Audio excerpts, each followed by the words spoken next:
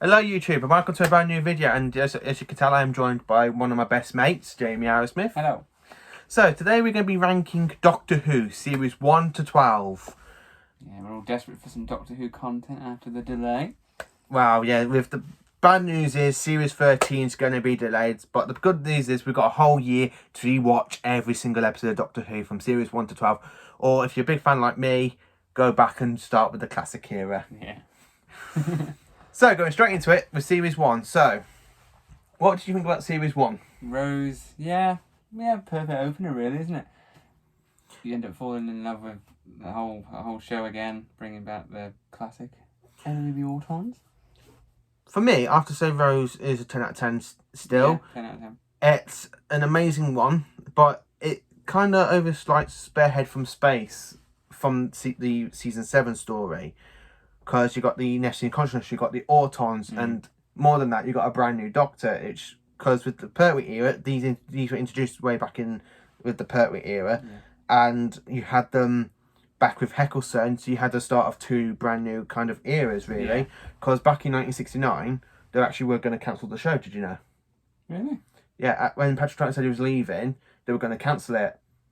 So they had a whole 6 months to try and find a way to bring the show to a new light, which is why they exiled the Doctor to Earth. And it was also a big boost for the show, because it's not only just a new Doctor with a new alien and a whole new adventures on Earth, but it's also the very first time Doctor Who went into colour. So when Doctor Who came back in 2005, it was on a 16-year big hiatus, really. Yeah. And the kick started off with the perfect episode. I don't like the whole introduction to Rose at first. I think it could have been better with the Doctor. Yeah. Like explaining what's he doing on Earth, looking for the Autons. He could have been. Yeah, they don't really talk about it, do they? Just sort of get you to accept it and just. Yeah. So I would actually like to see him in the TARDIS picking up an alien distress call, aka from the Nesting Consciousness. But still, Rose is a perfect episode. I love the wheelie bin when it eats Mickey. That bit always makes me laugh. Yeah, the plastic Mickey was a bit cringy though. the whole babe sugar sweetheart thing was weird. But it was still quite good though, especially with the Doctor with the wine bottle. Oh yeah. Don't mind me, I'm just toasting the happy couple on the house. Boing. He goes, pulls his head off, and that guy's just like screaming. yes. And then you got the whole bit with him captured by the Autons and the Nesting Consciousness activating the signal. It's still such a brilliant episode. It's quite strange seeing him quite powerless when he was sort of restrained by the Auton. It's up to Rose to save him, but it was just like. It's a bit interesting to see on the first episode. Yes, it is. So, straight into the next episode, which is the End of the World. For me, I have to say this is a 7 out of 10. I love all the aliens and stuff, but I do find it a bit boring in certain parts. Yeah, there are parts. I give it an 8, probably because after rewatching it and seeing series 2 when Cassandra comes back, just like seeing how her character starts off. And I used to have the little figures with the robot spiders. I love the robot spiders, but I love how it goes to Peter Mean and the Doctor goes, that's all they are, just an idea. And he rips off the arms and they're shot down. And then he goes, go on, Jim Bob, go to your wheel, master. I just love that whole bit. And the little bit that makes me laugh is with the tainted love scene, you know, with Cassandra, where she plays the... 5 billion years in the future and songs like that last forever. Yeah, and then you got the Doctor just like put hands on your shoulders doing the head nod to it. It's just such a brilliant... It's good, but 7 out of 10 for me. And then seeing Jabe, like, that's probably the first time in the modern Who a companion sort of sacrifices herself to save the day, which is then a recurring theme. Yeah, so 7 out of 10 for me for that one, and for you it's 8. So the Unquite Dead, and I have to say I love this episode. It's a 10 out of 10 for me. Charles Dickens is brilliant. The Galf, a fantastic villain. Although their bodies were lost in the Time War due to the Doctor and the Time Lords and the Daleks, but I think that's a kind of a good... So they're not here for revenge, they're here to repopulate themselves into human bodies. Yeah, the plan sound. But then it turned into a master evil plot. Yeah. And that's what we needed. And then you got the Doctor saying he's going to die in Victoria. Is it Victoria, London, is it, he said? Something like that. Something like that. And it's just such a brilliant episode. I love that one. For me, yeah, I agree with the points you said. For me, if you compare it to other ones, it feels a bit middling. I'd give it a 5. It's not one I would go back and rewatch loads of times. But if you were watching it throughout the series, you still appreciate it. So, Aliens in London Werewolf 3, the first two-parter of Modern Who. I have to say, it's 10 out of 10 for both episodes. I love it. I love the Savine. I love the whole cliffhanger. He goes, "Thank you for in your ID cards. It would help to identify the bodies." And then you got the climaxes, and then you got the title sequence, like the end credits. Like a proper and then you got straight into Werewolf 3, and he goes, "Delhi's a humans, maybe." And he puts, and then you can tell that little grin he has. He's like, he does that smile, and he runs away, and then you have the whole title sequence, and he goes in. "Oh, if you want aliens, they're inside down the street. Come on," like that. And then he goes, "I think you'll find the Prime Minister's an alien in disguise." It's not gonna work, is it? No. I just love the Savine the two-parter. whole sort of exploration into like Rose's family and stuff like that. Mickey and Jackie, having them as proper characters in the show. Like Rose just like left Mickey, and he's a bit of a wimp in the first series. He is a lot of a wimp. But poor old Mickey. But yeah, I love the Savine. I really hope they do come back again. Obviously, we had him in Sarah Jane, but having him in Doctor Who episode again, as a proper villain or something would just be fun. I think Russell T Davies thinks they weren't a big hit, and then just put him in a Sarah Jane a bit Adventures. like a comic sort of, silly sort of villain. But if they were going to bring them back in Doctor Who, they need to be back the way they were, like proper main villains. Yeah. Not like the way they turned them into a bit of a joke. I think by the time Series 1 was brilliant with the Sarah Jane Adventures, but when they brought them back into Series 3, I think it is, with the Blatherine, I think they kind of turned the Savine into a bit of a little joke. Yeah. But I want to, if they are going to come back, I want them to be back as the main scary villains, skinning humans alive, hiding inside their fat bodies with the farting. Especially that line in Werewolf Aliens in London. Excuse me, do you mind not farting while I'm trying to save the world? It's such a fantastic episode. Would you rather silent but deadly? It's such a fantastic main proper episode of Doctor Who. And for me, both episodes are as bang on 10 out of 10. I'd give them 7 each. They're just so lovely. So, straight into the middle of the season, which is Dark. And I have to say, it's 10 out of 10 again. It's just such a fantastic episode. Yeah. I love that bit with that man when he goes, "What are you going to do? Sucker me to death?" Yeah, like it's actually giving them a bit more fear in it. Like, one Dalek can do all that, really. And seeing the Doctor lose his way, and he goes into such a dark and powerful, and it proves that the Daleks have a big hit on it. Yeah. In the classic series, you see it a little bit with the Tom Baker era in Genesis of the Daleks, with Sir McCoy in Remembrance of the Daleks. You see him, mind you, he did cause genocide on the Scaro's son to turn it into a supernova, and then when they did bring the series back, Scar still about with a son, so I don't know how that makes sense, even though the 7th Doctor used a Time Lord weapon, the Hand of Omega, to go and destroy the son of Scar. So can't defeat the Daleks. But I have to say, this episode is a 10 out of 10 for me. It's such an amazing cracking of an episode. For me, anything Daleks, bang on. So, straight into the next episode, which is Long Game. And feels like a long episode.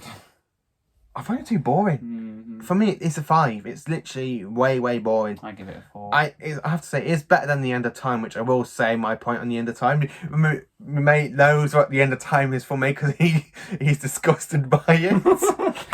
You are disgusted for my ranking for The End of Time. I see your point now. Yeah, but it's better than The End of Time. Yeah. The Mighty Jaggerfest, the Holy Mackerel. Yeah. I can't say the actual word, it's too long. But oh, I call him Max. Yeah. Alright, and let's call him Max the Jaggerfest. As that guy, the editor says. Max the Mighty Jaggerfest. It's such an iconic alien stuck in the scene. I would like to see that species return. Yeah, because it didn't really, it didn't do much. But when you see it like attack and stuff, it was pretty Doctor Who stuff. Adam Mitchell, I have to say, is a bit of a pillock. I hate that character. I hate him so much. In this episode, I don't mind him in Dalek, because in Dalek he seems like an okay character. And then when the Doctor takes him into the Space Satellite 5, he turns into a bit of a baby. It's like... And then he goes and does that thing to his head. I love the little bit at the end there with the Doctor and Rose. He goes, "Stop it." And the Doctor goes, "What? Stop that." And of all the things that his mum does, time goes by like that. And it's like... It's just such a brilliant episode. So so for Long Game, it's a 5 out for me. What would you say? 4. So Father's Day then. What have you ranked Father's Day as? 8. I like Father's Day. Like the whole sort of emotional impact exploring Rose's, and again, it's a proper good time travel episode of what happens if you change time, and but the Reapers, even though the whole idea is interesting, it's a shame that it doesn't get explored again.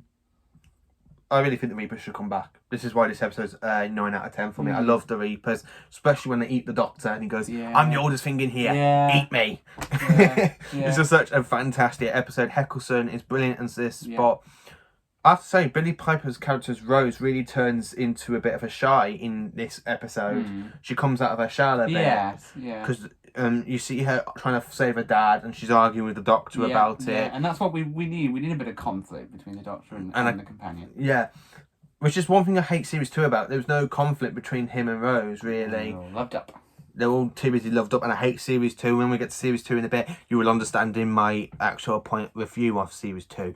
So, look, Father's Day for me, 9 out of 10. So, the next 2-parter is The Empty Child and The Doctor Dances. And for me, and this is another 10 out of 10 episode. 10 out of 10 for this episode. Gasmack Zombies. I need my mummy. Such a fantastic episode. You got a cliffhanger. Captain Jack's entrance. It's just such a fantastic bit. Especially I love that bit with the Tula ship and the TARDIS chasing after it in that opening. Yeah, that was cool. You don't see that very often. No, you don't really see that. That's quite cool. Yeah, it's just such a good scene. I love it when you got the Doctor in the TARDIS, he's trying to pilot it, and the TARDIS is like kind of going haywire because the stupid thing's caught in time tracks. Yeah. It's just such a brilliant episode, and I love the both parts as well. The woman, is it Nancy? Nancy. She's actually quite brilliant. It's a shame she didn't become a companion to the Doctor. I would have loved to see she's her. sort of, matched him in a way, because she was a bit of a mystery, keeping everything from him until she had the courage to do it. Looking after all the children and everything. But those bits for me sort of were fine. But it's sort of like the episode was a bit weirdly paced. It was sort of action packed, and it went quiet, and then it was. I love the bit with the dinner table where you got the kids taking themselves to the meeting, and the Doctor goes, "Thanks, Miss." He takes like a load of the chicken. Yeah. Was it the chicken or what was it? Chicken or yeah. Something like that. And he goes, "Anybody got the mint sauce?" And he talks to the children like they're like going, "Oh, you went away from the country." It's just such a fantastic episode. Childish moments of the Doctor. But the thing is, though, when you get to series 5 and you got Feature of the Daleks, it's set in the same time zone, really. But is the Empty Child set before, after the Dalek episode? That's what I like to find out. Yeah. That's the one thing I'm trying to look out for. I've rewatched it recently, and I really would like to see if Feature of the Daleks is set before or after, because if it's set before the Empty Child, so basically you end up in the same time zone, in the same year. You got 2 versions of the Doctor in it. It's such a it will be it will be fun thinking that. So that would be a good introduction, really. They could even make it into a future multi-Doctor story. 11 meets 9. Yeah, they've always done like flashbacks in obviously future Doctor episodes, haven't they? With like Capaldi looking back on Tennant's era. Yeah. So for me, that one, Empty Child, probably I give it a 6. It's all right for as it is, but for me, For me, it's 10 out of 10. I just love it all. So, Boom Tomb, the 3rd episode of the Savine. Well, basically, it's only one Savine in this, which is Margaret Blaine. I am Margaret Savine. I have to say, this is a 4 out of me. It's not. I like it. It's not really a good Savine story for me. It's not. It's a bit of just like any other sequel sort of thing, isn't it? Yeah, it's not up to the first one. It's not as powerful as the amazing 2-parter. I love the Savine design. I love Margaret Blaine, like when she plays Margaret Blaine in it, and then she tries to throw the poison dart at the Doctor at the finger, and then he sprays like mouth spray in her mouth. It's just like, and when you see that amazing effect of the TARDIS when she tries to open up the rift in space, the rift in Cardiff, the space and time rift, where Captain Jack later on makes a Torchwood hub. That's another thing I like to bring up, though. If Jack's in Torchwood and that happens, because if you watch Torchwood in one of the episodes, I think it's series 2, he goes back, he's been there all along. Yeah. So, Because he went back and relived the whole 20th century. Yeah, so when the Savine thing happened then with the Ninth Doctor, he really can't interfere then, can he? So where was he watching it unfold and going, any minute now, it'll be fine? Yeah, that's what I'd like to find out. Yeah. But it's such a good... it's a good episode. For me, it's a 4 out of 10. It's not as good as Aliens of London, but... I don't know. I think I prefer it a little bit more. I give it an 8. I like it. It's funny. It's a fun episode. It's a fun episode for me. I do love that little bar scene though with the Doctor, Rose, Jack and Mickey all sitting down, having a laugh. See, Series 12 and Chris Chibnall's era, I mean, having Jack, Mickey and Rose, I think that's a better team. They were good. They were all fun. Yeah, especially when you got that scene with chasing after Margaret and then he goes, Mickey the idiot! Yeah. I do love that one. So, straight into the final 2-part story, which is Bad Wolf and Parting of the Ways, and my God. Perfect. It's perfect. Best finale ever, and no other Doctor Who finale has actually come up to this. It doesn't, no. And you've got a game station, which is aka Satellite 5, which we later find out.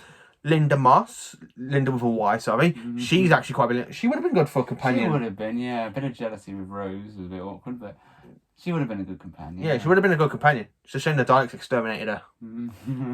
But the way that they did it was quite cool, though. Yeah. And like, you can't hear them, but you know what they're saying, and it's just like, that's it, she's dead. I just love the whole thing there, where you got them trying to get through the door, and she's like there watching it and going, come and get me. And then all of a sudden you got that music going, duff. Yeah, the Dalek music. Yeah, the really creepy Dalek music, and then you got the fall behind, and you got the light going. It's a strange plan for them to sort of hide behind old TV shows, but obviously collecting humans to turn them into Daleks. But having a whole sort of battle with them, making their way up each floor to get to the Doctor, is just like, it makes them so scary and relentless. It's like, well, that's what the Daleks should feel like.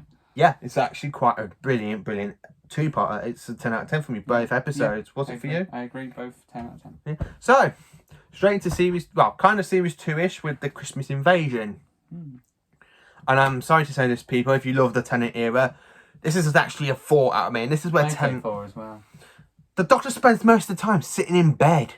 You might as well watch an episode of EastEnders. That's what it feels like. It's a safe episode. Yeah, the Doctor's literally just in bed. Yeah, okay, he's just regenerated. But if you look at the other Doctor's regeneration, like first episodes, where you got like Troughton, he goes straight up and he's like puts his costume on and he's like, "Oh, the Daleks, big deal." Yeah. And then you got Pertwee.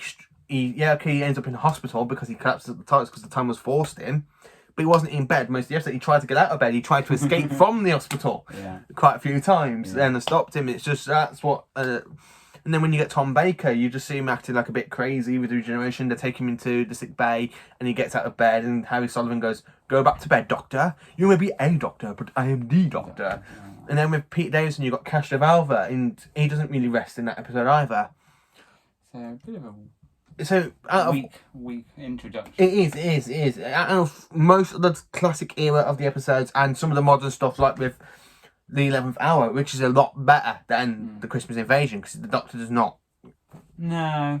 He does not spend you don't have nearly what is it, like the last 10 minutes of him out of bed fighting the cigarettes, putting on his costume, Christmas dinner. It's just such a really full episode. But I have to say the positive side on this. The cigarettes are the best alien design I've actually seen. I love the cigarette design. They kind of remind me from the Klingons from Star Trek, the Star Trek universe, but they're kind of different. Yeah. I just love the cigarettes. They're such an amazing design. They really should come back. I would like to see them come back. Because they were powerful. They had that blood control, and if it wasn't, I suppose. It's such a shame though, because they've actually have come back, but in Big Finish form, and they've actually fought against the 7th Doctor. So if they can come back in Big Finish, bring them back. That's what I like to say. Bring them back. Yeah, but the whole sort of like when you have later series with Clara having to deal with a different Doctor, in this one, I know Rose does have that moment in the Christmas special, but I think people probably wish that carried on a bit more into the next series, because you just sort of the first series of you got New Earth, and she's accepted him straight away. It's like, "Oh, I love travelling with you," and it's like, well, you've only just, as far as we're aware, you've only just got used to it. Yeah, that's the whole problem I have with series 2. There's no dramatic scene between Ten and Rose, apart from that little scene with Sarah Jane where she gets jealous. Yeah, and she learns a bit more about what he's... Yeah, you and know. then that little scene with Madame de Pompadour, she gets jealous then, and then it's like, no, Mickey goes, or she's got the doctor all to herself. It's just like, Yeah. just turn this ship off now. So, New Earth. New Earth. And I have to say, this one is a 3 out of 10. It's for a series opener. It's not as good as Rose. Yeah. It's a bit boring. The only good thing about it is the body parts thing with Cassandra, where she's in Rose and she swaps to the doctor and she goes, "Oh my, goodness me, I'm a man. Yum, so many. Oh, 2 hearts." That bit is just, that's the best thing about it though. But then you got the whole deceased people, and then when you got the doctor saying, "What have you done to Rose's head?" It's like, yeah, there are lots of, like, for Tennant, for his doctor, you get the feeling straight away that he is the Doctor. Yeah, you start. I mean, until I suppose later on in the series, you definitely gets that. But at least you're not sort of thinking, who is this? When you first regenerated, you always had that bit of rejection at first. Yeah. But for him, you got used to him quite quick. And I like the whole thing with Cassandra at the end, where the last person that said she was beautiful turned out to be her. Yeah. And because you obviously, as a villain, you sort of despise her at first, but you really do sort of feel for her at the end, and I like that. Yeah, you know. I like that. So, what's it for you then? I'd give it an 8. I like it. I'd rewatch it. I'd like it. I'll give it a 3. I just don't find it very entertaining, really. Apart from that little scene, that's why I rewatch it. It's just that little scene with Cassandra inside the Doctor's body. It actually makes me laugh. Yeah. So, straight into the next episode, which is Teeth and Claw, which is the werewolf episode. And for me, straight away, I have to say it's 10 out of 10. I love it. I say 6 for me. It's a good episode, but... I love the whole chase scene. I loved Queen Victoria's line, especially when she knights the Doctor and then she exiles him on the same day, which is a bit brilliant. But there ain't really no lovey-dovey stuff between Ten and Rose in this episode. Like even at the end where they sort of joke about the royal family being werewolves, it's funny because they're having fun and they're like just... Yeah, there's like no kind of like relationship like, sort of thing. God, they're werewolves. Yeah, there's like no... like actual... No, that's how the series should have been. Them poking fun at things and... Yeah. So, but I love the whole werewolf design. Of course, it's CGI, but it looks good. Yeah. It's just brilliant. I love it. I love the werewolf. It's just, I mean, I've got 2 figures of it. I've got one in the box on the wall, and I've got one on the actual figure shelf behind me somewhere. I think it's with the Jejune bit, but it's such a powerful episode. And for me, I actually quite enjoyed watching it, and I will do a live action video of me watching it again at some point. I think, and when obviously we go to Comic-Cons and I spoke to Billie Piper, she said that Tooth and Claw was her funnest or favourite episode to film. Obviously, it must have been all the jokey moments with the Doctor and having all the chase scenes. It must have just been a good episode overall. I do wish I did go to that Comic-Con to meet her with you. I do wish I was there, because Tennant was there. I would have liked to speak to him. Yeah, okay, Series 4 is my favourite season of him. Series 2 is the weakest, but I still think Tennant is a good Doctor. Yeah. But, he is my least favourite Doctor, because there's not really much I can say about him. He had, in most of his episodes, he's got his gob in some woman's mouth. If you think about it, you got it, like, you have to admit he does, but it's just like, nah. Yeah, I suppose, like you say, for most people who got introduced to it with Modern Who, Tennant's era obviously is the most popular, and Doctor Who was quite out there. Everyone knew it again. But if you like someone like me that was brought up... Yeah, but if you're comparing it throughout how Doctor Who should be, throughout everything, you can see where it sort of... I've been brought up by my dad, you see, because he used to buy the VHS tapes and the DVDs. So all my life, I've actually was brought up with the show from the classic era, and then I was about...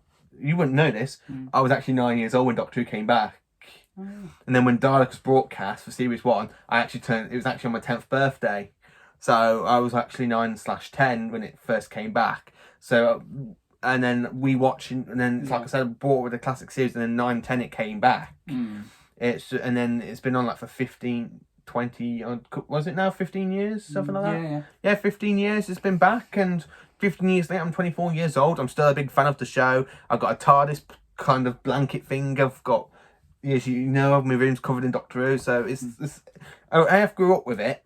Yeah. But I'm one of the lucky ones to kind of say, because I grew up with the classic era by my dad, so I'm kind of classed one of the lucky ones, really. And so you're sort of introducing me to the classic stuff. So. Yeah, you are.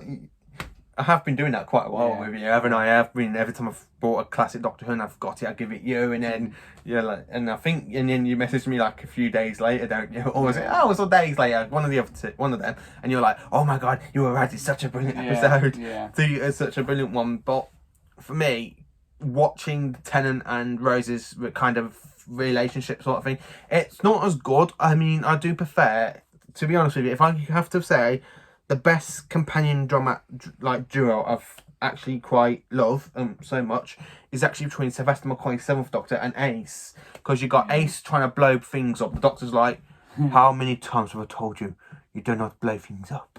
Yeah. Especially that bit when Battlefield is like this little trench bit where he goes, Ace, blow up the entrance, and he walks away with that professor, and then you see him jump down. He goes, Ace, I think the timing needs work. And he goes, I think we need a little word later on. It's just such a brilliant scene. And I like her when she, in Remembrance, where she beats up a Dalek with a baseball bat. She's actually the only one who's actually done that, you know. She's the only one that's actually beaten up a Dalek. That's amazing.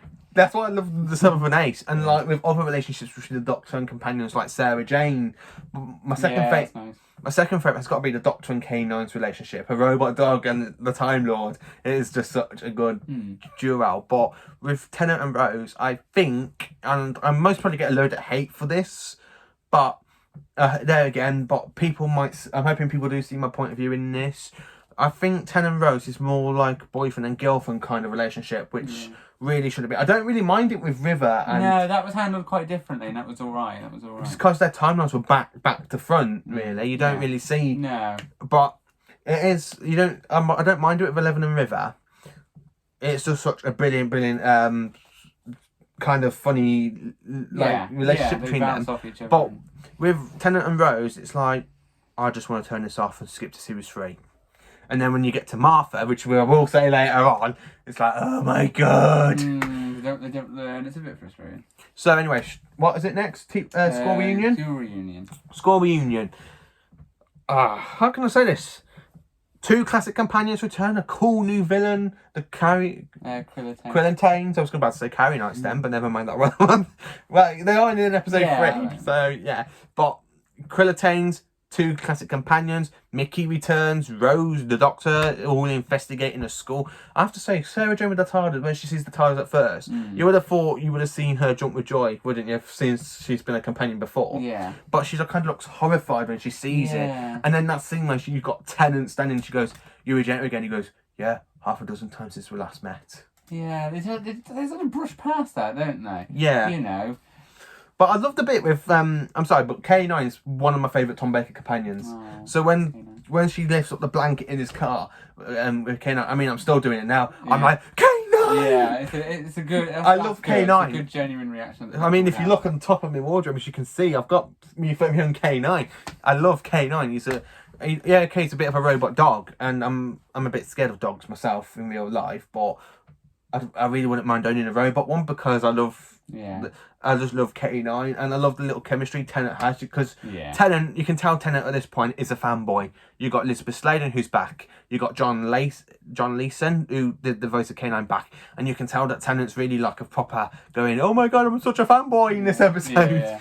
Rose is jealous with Sarah Jane, and I love that little argument where they mention the monsters they've met and stuff, and I do love Sarah Jane though when she's just like, the Loch Ness Monster, and she's like, seriously? So Sarah Jane won then. Yeah, I do love that kind of arguing, but I don't like Rose when she gets jealous, because it's like, oh, Rose, just grow up. You know he's had other companions. Yeah, he's you've just 900-year-old Time Lord. Of course, he's going to be not. Actually, he's older than that now, because apparently 9 adopted the War Doctor's Edge, because the War Doctor was not. The Doctor wiped him out of his memory, really, technically. Yeah. But School Reunion has got to be a 10 out of 10 for me. 9. Yeah. It's such a good and fantastic episode. It's just such a brilliant one. It's a shame it's in an episode in a season that I really hate. But I partly hate. It's not as worse as some that we will get up to. And this video is 29 minutes. So I think it will be a bit long. I don't, but I think our viewers will be happy about that. But it's just such a brilliant episode. It really is. It's good and it's fantastic. Yeah. And I have to say, it beats the next episode a hell of a lot for me, which is, unfortunately, it's just the girl in the fireplace. And I have to say, for me, it's a 5 out of 10. What would you say? After rewatching it recently, it's a Moffat episode, isn't it? So, yeah. I give it a 7. It's all right. I probably would have said what you said like 5 a little while ago, but rewatching it again, it's a good time travel story. But when I rewatched it recently myself, I love the Clockwork Droids. They're brilliant, and I'm glad they brought them back in with Capaldi, but he made them a lot differently. Yeah. But for me, I have to say, I don't really like this episode because, as I said, you got the Madame Pompadour, you got a history figure, and then you got her snogging the Doctor's face off, and he's giggling like a little schoolboy. It's he turns up drunk to save him, and it's like, my God, the French know how to party. It's like, no.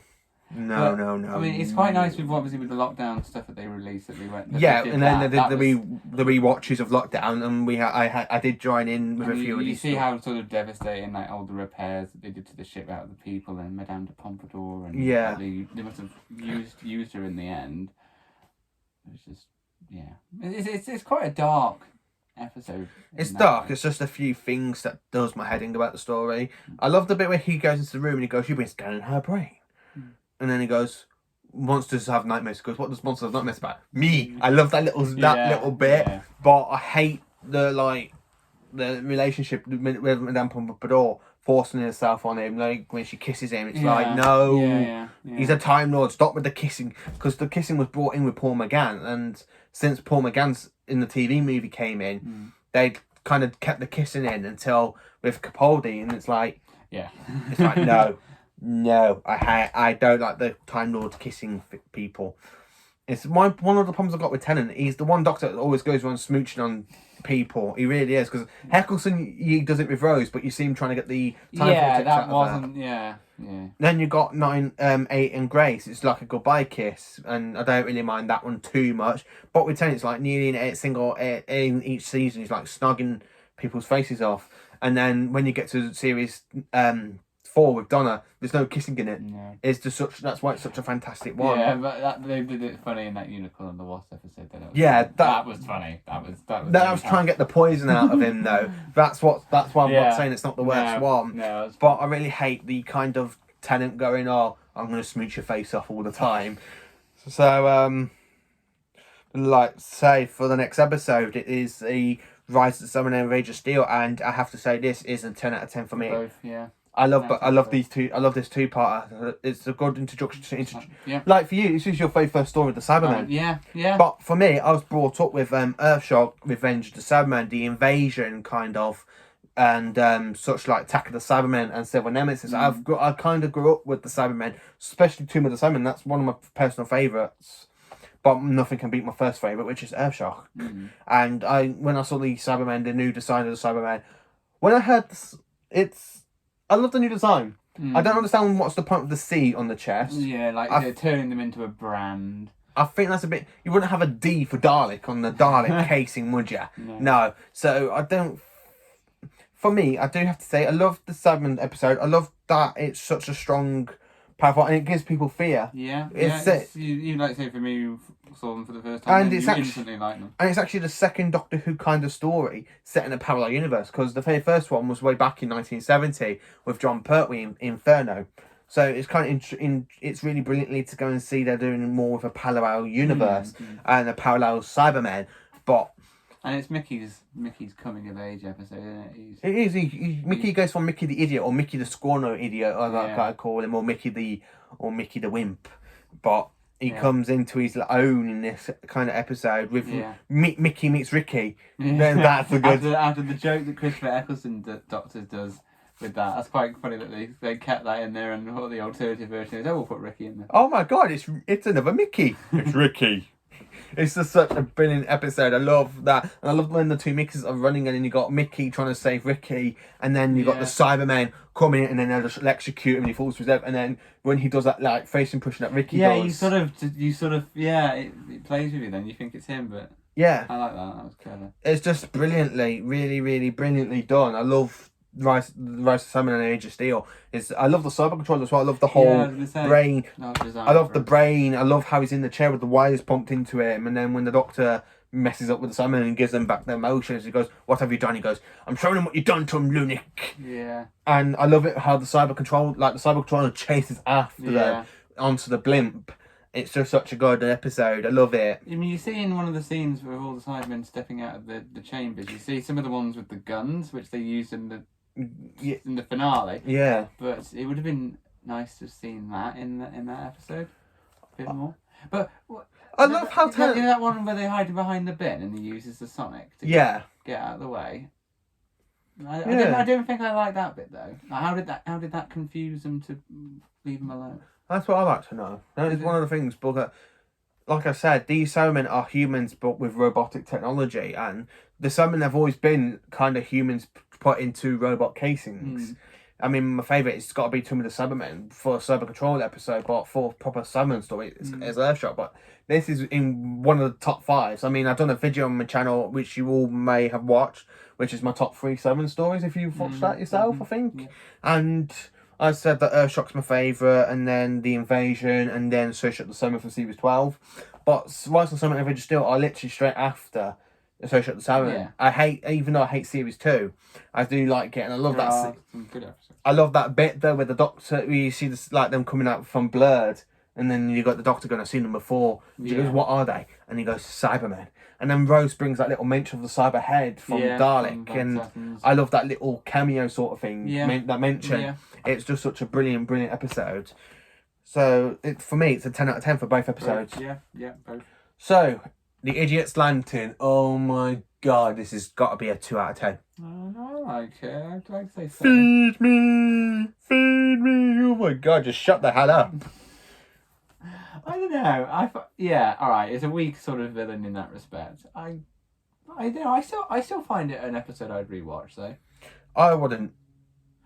But then, obviously, you got little jokes in there. Yeah, you got little jokes like Obviously, me being a fan of Kylie, like the fact he goes, "Never too late." He goes, "Who said that?" Kylie, I think. Yeah, but for me, I find it such a boring story. The villain's weak. Magpie's performance is a bit weak. Yeah. The only good character in this is either Tommy. Tommy is brilliant, even though his dad, he does play Derek Branning in EastEnders later on. You can't stop looking at him and think that's so Derek. No, that's the thing, because it's such the same attitude in the episode. But I love the little bit where the Doctor goes, really screams at the Doctor, says, "I am talking," and he goes, "And I'm not listening." Yeah. I just love that little bit. But for the rest of the episode, I find it really, really, really boring and not clever. Yeah. I just don't prefer it as much. Yeah. I'd probably give it. I'd give it a 7. I have to give it a 4. I'd give it a 7. But 4 or 3. It's an average episode, isn't it? Basically. 4 or 3. I have to say, even talking about it, I might have said 2 at first. I think I did say 2, didn't I? I think you did. Yeah, I have to say it's a 3 or 4. But just because of that little scene with Tennant screaming back at his face. Yeah. It's just such a brilliant scene. But for the rest of the episode, the villain is so weak. The Wire, it's so weak. And she only tries to steal people's faces. What kind of alien goes on stealing people's faces? That's what I like to know. And then they kept... They've obviously done it in classic, haven't they? Like doing high building climbs and... They did do it in classic here, but for me, the only best episode I think of them doing it in was in the Tomb of the Cybermen, when you got the Cybermen climbing down from the tombs. But this episode, it's not really entertaining. I wouldn't go back and rewatch this. I really wouldn't. I would literally skip it and go straight to the next episode, which I think is The Impossible Planet and Satan's Pit. Yeah. Yes, and it's just... They're good. They're good fun. As soon as they start off where... He obviously does the stroke in the TARDIS and goes, Yeah, and then they burst into laughter. I think that was a bit stupid. It's a bit cheesy. But then you got the Ood, which I thought are brilliant, and I'm so glad they came back. I love the Ood. But I love the Satan creature from Satan's of the Pit. It's they actually got the voice for him. If you ever noticed, then the person that does the voice for the Satan inside Toby is actually the person that does the voice of Sutek in Pyramids of Mars in 1975. Oh, wow. It's the same character. It's the same actor. It's the same voice actor that does it, okay. and it's such a cool comeback for me because I recognised it straight away. Rewatching it lately, but. For me, this episode is a 10 out of 10. You got a bigger, higher stake, a planet orbiting a black hole. Yeah. You got the Doctor destroying the gravity beam, so the rocket falls in. Yeah. You got Rose screaming, which is really, really stupid at that point. Having that idea of them being stranded there, like with the TARDIS being God knows where. Yeah. And then them thinking, well, we're stuck on this planet that is on the verge of falling into a black hole. It's like. We don't see that. We don't really see that again. No. It's why this two-part is a 10 out of 10 for me. Yeah. I think the Ood were brilliant. I'm so glad they came back. Yeah, just like this whole simple fact of them using their translator ball as a weapon. It's still sort of, it's a danger, it's a fear. But I kind of think when they come back in the end of time that we're kind of let down a lot. Yeah, they were just sort of like a sidekick sort of. Yeah, but they sort of became like almost what the Time Lords would be. Yeah.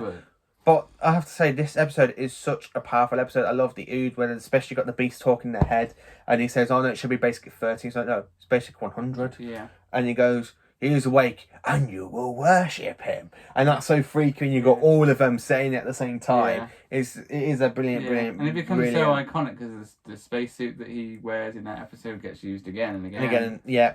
But I have to say, it's a 10 out of 10 for me. What would you say? Yeah, 10 out of 10. So, if I remember correctly, the next one has got to be Love and Monsters, if I remember correctly. I skipped this episode.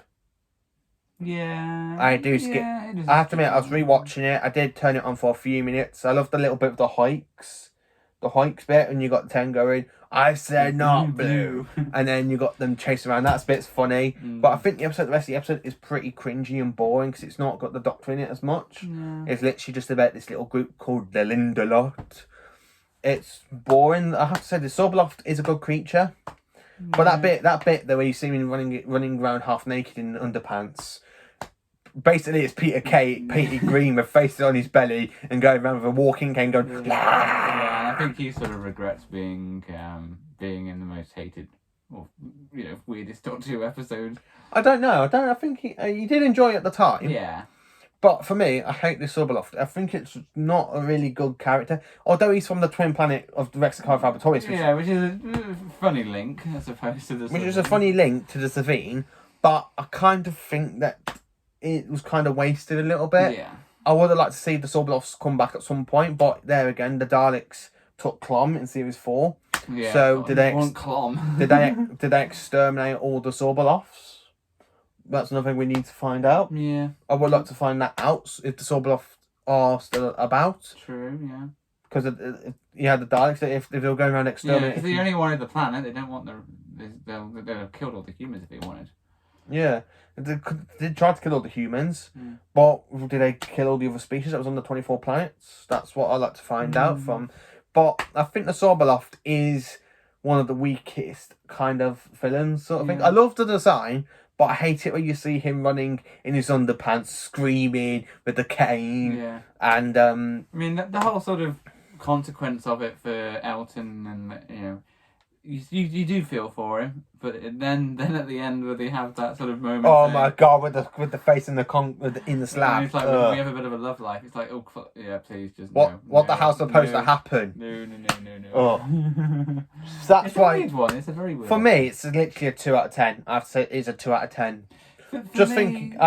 For me though, as I said, when I was rewatching it, I literally watched a little bit of it, found it, and then I just skipped to the next one because it's not such a powerful, good episode for me. I really, really don't like Love and Monsters. I think it's... if I have to rewatch it, it would have been for Lockdown Who, because they are on about doing another lockdown. So if they do like another lockdown sort of Who thing to watch, to help people through lockdown again, and if Love and Monsters come into it, I would actually watch it for that kind of reason. But rewatching it as a general, no. Maybe I'm being a bit generous on it. I'd probably say I'd give it a 6 because it's, for me, it's got those emotional moments. It's a funny episode, but it is weird. It doesn't stand out as others, but it's all right. Yeah, the only thing I can actually just pinch myself is Peter Kay running painted green running his underpants. Yeah, it was like a Blue Peter competition, wasn't it? Yeah, but you have to admit, Peter Kay in it's funny. Like, yeah, they say raw. at least they brought Peter Kay into it, but it's. I'm so sorry for laughing at it. It is just a funny sort of creature, and you just see him running down the street of London going, yeah. It's just such a... Oh my god. But the rest of it is just cringy. Yeah. I just love... Literally, the two scenes I love in this is the Sawblock running in his underpants, chasing out, and then you got the Doctor and Rose the fight. That's it, yeah. But then when they turn up, Rose is just like oblivious and just like, you've upset my mum. A great big alien from outer space, and you're having a go at me? Yeah. Nobody upsets my mum. Oh, shut up. Oh, I know. I think Rose was pointless in that episode. She was. And I think Tennant's performance was a bit wasted in it as well. Yeah, it's just... yeah, when you look at it as a whole, it's just a filler episode. It's just like... Yeah. It's like, we'll save a bit of budget and we'll put it on another episode. So, the next one, Fear Her. Yeah, that's a bad one. But I don't like it. I'd give it a 4 just because it's... Yeah, okay. It's set in the same timeline as Dalek. But the Daleks is in America under Lake Saluta, which it ends up becoming the Doctor's time of death in Series 6, which is a nice little introduction. And it's and that is set a year before this. But having the London Olympics 2012, I have to say, it's another good episode. But to be honest, I find it a bit boring in parts. Yeah. The alien creature I find a bit dull. I don't see, it's like a little flower sort of thing, and you got the pod and it needs the energy. The Doctor's drawn away with the TARDIS. You got that little image of that person, that little voice, like kind of running in the paper, going that. Yeah. Like screaming. So that's a good little animation. The drawing side of it, that's interesting. The dad picture of the beast inside the wardrobe, and you got that scary voice going, "I'm coming." Yeah. And it's like no. And then you got Rose crying because the Doctor's not there, and then you see later on him picking up the limping torch, and you see the Doctor running with it. I do love it. I do like that bit. It kind of references Matt Smith, because Matt Smith actually hold the Olympic flame in 2012, if you remember. He actually did it, so it kind of referenced that a future Doctor, even though it's not in the actual show, but we did it in real life. It's kind of good, but I think the only good thing about it, I love Tennant's brown, like the really long coat, and you see him running with it. It's kind of make a cool scene. Yeah. But I have to say, this episode for me, it's another 2 out of 10 because 4. I say 4. It's not really very powerful. It's not as one you won't really remember. It's the same as Love and Monsters. You don't really, if you hear people talking about Doctor Who, and when they say episodes from Series 2, you don't really hear them mention Love and Monsters or Fear Her or The Unit's Lantern. You don't hear them mention any of those three. Or New Earth or The Christmas Invasion. They're not really talked about as much. So, going straight into the finale of Series 2, which is Army, Ghost and Doomsday. I am quite surprised, I have to say this. I've changed my mind on this. I have actually changed my mind. It's a 10 out of 10. Yeah, because you said that Doomsday lost it for you a bit. Doomsday did lose it for me a bit, but it had so much action when I was rewatching it. What did I say to you originally? It was about 5. Yeah, it's gone back up. Because you say it built up and then it didn't sort of live up to the hype. But rewatching it, it's a brilliant episode. It's having the Daleks and the Cybermen. It's the only episode they've actually come into battle with each other. Amazing. And the bit I don't like about it is that bit at the end where she tells the Doctor, "Oh, I love you," with tears in her eyes. It's like, for fuck's sake, you're trapped in the parallel universe. He's in the TARDIS. Just say goodbye and just end the episode. But I suppose it's one of them things. When you first watch it, everyone probably was just like, I love the music. Sad. I do love the piece of music's in this. I love the Cybermen bit where you go the ghosts or the Cybermen are ghosts. Yeah. All across the world. Yeah. And he actually feels the biggest stake of the Doctor. He's got 5 billion Cybermen, 4 Daleks, and whatever lot. Yeah. It's amazing how we even get through the episode without panicking. Yeah. I just love it. But the thing is, though, for me, the little bit down there is the Daleks. You know, the energy, the little CGI thing, where you see the Daleks fly at the Genesis Ark. Yeah. The Daleks, they look too weird. They don't look Daleks at first. No. Even though it's not something that's aged well since 2006. Yeah. While we're watching it, it's like, it's not a good CGI effect. Not as good as like the werewolf in Tooth and Claw, and the nesting consciousness in Rose. It's not as good and powerful. No. But overall, the whole idea of the Cult of Skaro. I think the Cult of Skaro. I love the Cult of Skaro in this episode, but when they come back in series 3, I think they've been washed down a lot, a lot washed down, and it's a bit pointless having them in. Yeah, they bit like you said in that episode. At that time, 4 Daleks would have conquered the world. Yeah. And then they were just like skulking away, experimenting, which we will get to at some point. But the thing I don't like about Doomsday is literally the ending bit with Rose and Ten. Oh, I love you. Yeah. This is my last chance to say it. Once you get all that drama out of the way, you've got 10 minutes of the lovey-dovey drivel. But it's not really good as much. But the best thing about it is with Catherine Tate when she appears in the TARDIS at the end. What? Yeah. Who are you? What? Where am I? What? What the hell is this place? What?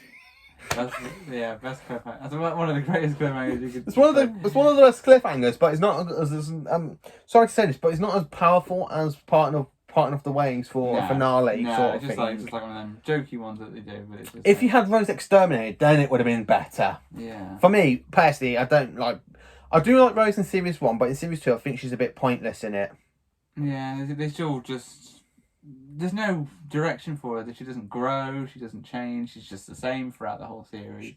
She's basically like Clara from series 9, really. Yeah. It's what I kind of feel with Rose from series 2. I prefer in series 1, and series 4. I prefer in series 4 as well. Yeah, she just changed. She's like a bit more like how Martha grows. She becomes a bit more of a warrior. So, get off series 2, the worst series of my mind so far. So, straight into the Runaway Bride, and I'd say it's a 10 out of 10 for me. I love it. The Ratnos is brilliant. The robot Santas are back. Yeah. And they've actually have a battle with the Doctor instead of him in bed pointing a screwdriver at them and vanishing like they did in the Christmas Invasion. Yeah. You got more of a threat with the Ratnos. Yeah. And you see the dark scene with the Doctor where he's like, and he goes, "This is your last chance." Yeah. And then he goes and throws the Christmas bauble bombs. Yeah. And he floods the Ratnos' children. You've got her screaming. And you see how dark the Doctor goes. He's like, you can tell how damaged he is. Yeah. Even though Eccleston played the damaged Doctor good, Tennant does it in a few episodes really, really good. And this is one of the episodes I actually do prefer him in. He's brilliantly fantastic. He literally drowns them.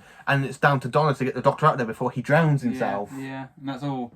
Well, for him, I suppose, personally, it's just like hoping after Rose is gone, isn't it? And it's just such a fantastic episode.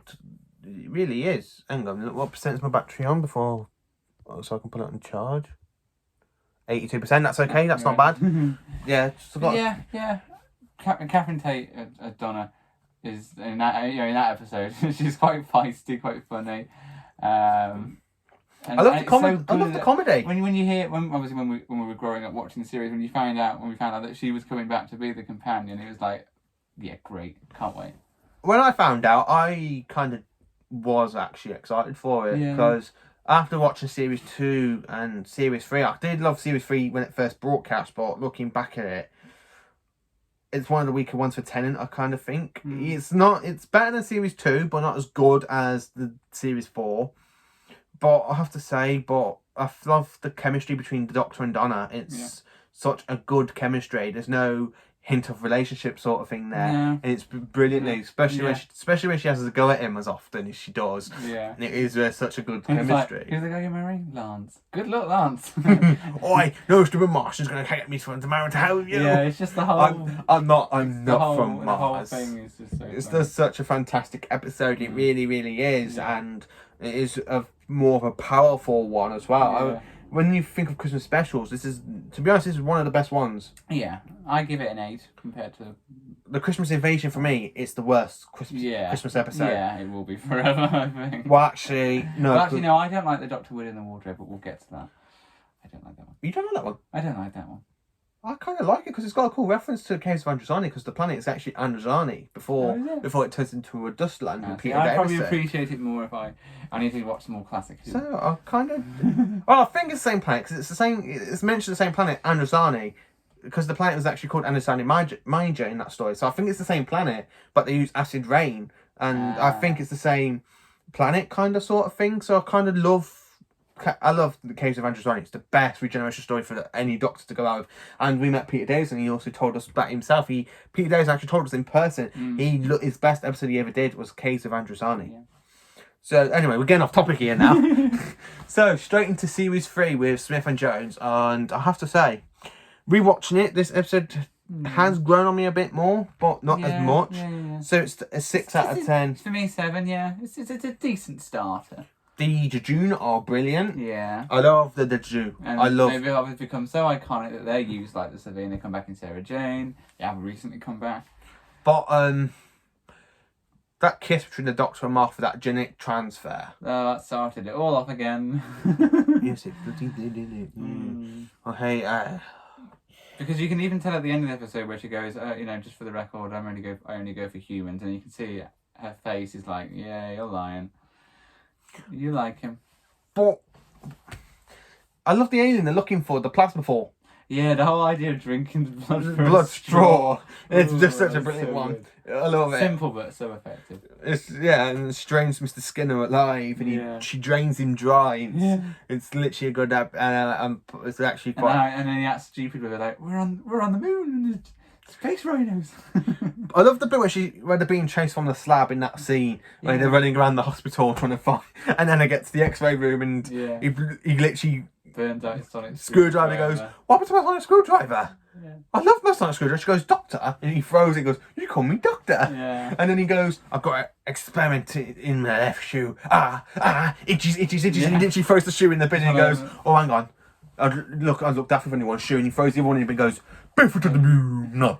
And then they play with those words in the recent series, don't they? June upon the moon. It is such a brilliant episode. It's such a good part, but I do think the series kind of goes down from the next episode onwards until it gets to the Family of Blood sort of thing. I love the Family of Blood episodes, I really do. But for me though, I have to say this isn't actually a 6 out of 10 for me. It is such a good opener. So going straight into the next episode, the Shakespeare Code, and my God, did this one suck for me. Rewatching it, I think I didn't mind it. Yeah, it is a weak episode if you're sort of rewatching things again. I give it a 6, but I'm giving it a 4. The Carrionites aren't really. They're not as a big threat. No. I mean, I've got the Big Finish audio with the 6th Doctor encounters them, and they're a lot of a bigger threat in that story than they are in this story. It's just such a really, really, really bad episode. I don't mind the Shakespeare stuff, but with him flirting with Martha at the end, it's like, mate, she's from the future. You can't really flirt with someone from the future. And then she goes, oh, your breath does half stink. But then you sort of see the beginnings of how, I say rude, but a bit torn over the Doctor is with Rose, like when they're lying next to each other, and he's like, oh yeah, Rose would know. She'd say the exact same thing. Yeah, that scene really did he sort of looks down on Martha because he goes, it can't be helped. You're a novice. I'll take you back home in the morning. It's like, ooh, he's a bit harsh on Martha. But the thing is, though, I love at the end with the Queen Elizabeth I, and you see the Doctor excited, she goes, Doctor. Yeah. And then we find out years later that they got married and he ran out, he never went back for her, so you can tell the hatred. It shows that Doctor Who has those good moments where it does go back and references things. But for me, I have to, and so sorry to say this, but for me it's a 4 out of 10, the Shakespeare Code. It's 6. The Carrionites don't really do much. I've got the figures of them, I've got all 3 of them on figure, and it's literally like, when I was rewatching this episode a few weeks back, I'm on series 5 now, on the rewatches, and it's like, no. Carrionites, they don't do much. No. They're literally just there screaming with the crystal ball, and then you've got them stabbing the Doctor with the heart, and he goes, I've only got one heart working. And it's like, and he gets Martha to hit her. It does that callback with Matt Smith's Doctor, which I kind of love. Yeah. But in this episode, it's kind of weak. It's not the weakest of the series, but it's not the best. No. So, straight into the next story, which is Gridlock. And I have to say, this is a 10 out of 10. I actually prefer this one to New Earth in series 2. Yeah. I do love it. It's you got the return of a Doctor Who classic villain in like this. That one because of that. No, because what I mean is, though, you have in series 1 you got Autons, you got Daleks. Series 2 you got Daleks, you got Cybermen, and then in series 3 you kind of got the Macra, and of course at the big finale, the Master. Yeah. Like each series, you bring back 2 villains Yeah, from the yeah. classic range Yeah. until you get to series 4. Then you bring one back, and each series after. But for this, I love the Macra. Last year, the Macra Terror was brought out on Blu-ray. So when I brought it, they actually added Gridlock into the Macra Terror. So when I watched the Macra Terror and I went straight to Gridlock, I loved it. Although it's animated and stuff, you can still tell the Macra, like when the Doctor talks about them, used to be a whole empire. And it was literally a reference back to the Macra Terror. And it is such a fantastic episode. I love it. I love that little reference. I do love in Doctor Who where they reference the classic range, like the classic stories, if you know what I mean. But the Macra is such a powerful, in the classic series, it was such a powerful episode. In this one, they're turning into savages, they're turning into beasts, and they're feeding off the gas fumes, and they're growing massively, and they're killing people. The threat's there with them still. The threat is still there, but like the whole idea of the whole story of a virus, very comparable to what's going on nowadays. And then everyone's forced. It looks like they kind of referenced the coronavirus a little bit in that episode. Yeah.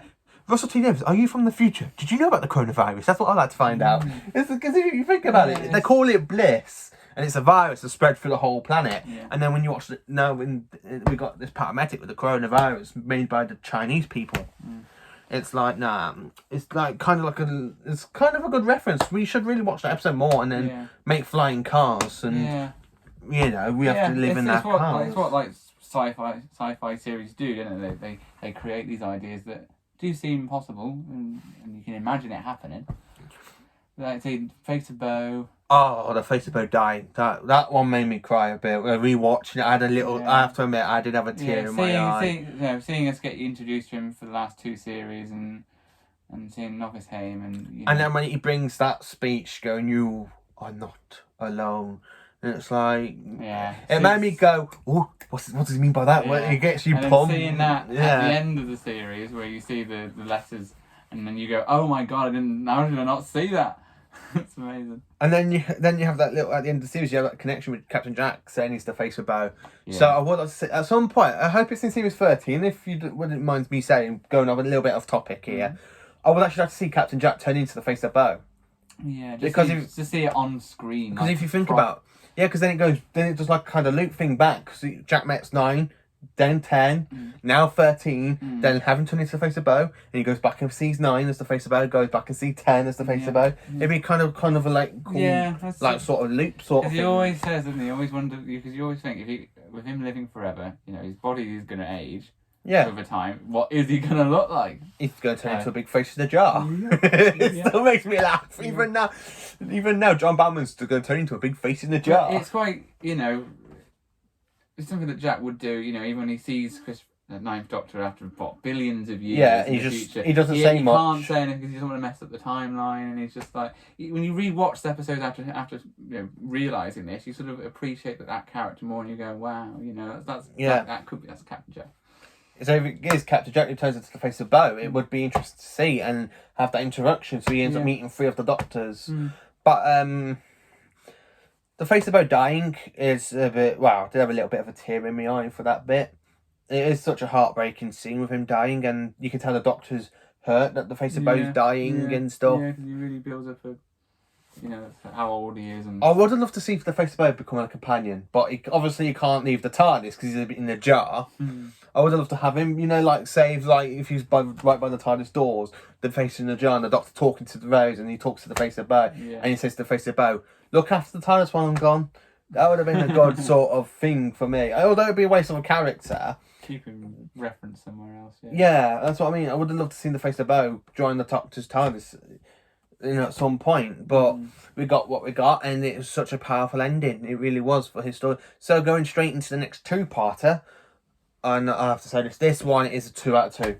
Both episodes. No. You disagree? Well, I like anything Daleks. I just like anything Daleks for me is perfect. Yes, I suppose the whole idea of it, I think they might have done it better if it was longer than 2 episodes. I think a 3-parter. Yeah. Because I think like the first episode started to build up the idea of human Daleks, which we both sort of are a bit doubtful why the Daleks would go back down. I mean, I can see Daleks' set point that the human race always continues, that we, but with the Daleks, I know their purpose is to imagine new ways of survival, but would that really involve reducing them?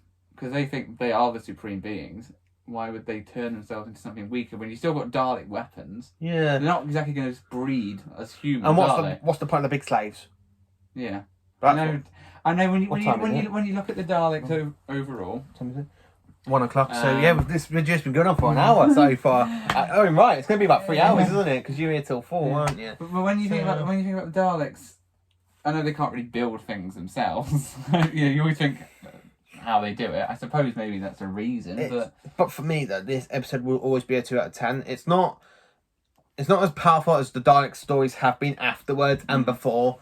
But it is the weakest one out of the Dalek stories for me. Yeah. I'm saying this because I've watched the Daleks through all of my life and they're my favourite villains. I've got a literally whole row of them on the top of my shelf. But I think this 2-parter, it's really weak and I think should really be forgetful. I mean, for me, I say 9 for the first part, 10 for the second part.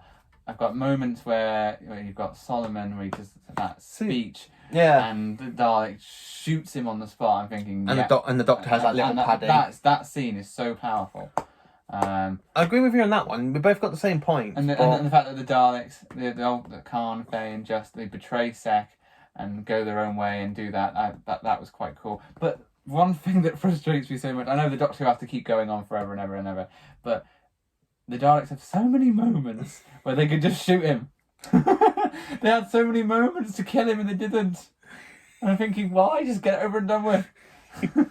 I love the Dalek. I love the Doctor, but actually, one does. One shoots Tennant down. Yeah, that's the good thing. And that Dalek will go down in history. Shooting it. But then Jack comes along. Yeah, you just think, you have so many moments of killing him and they don't.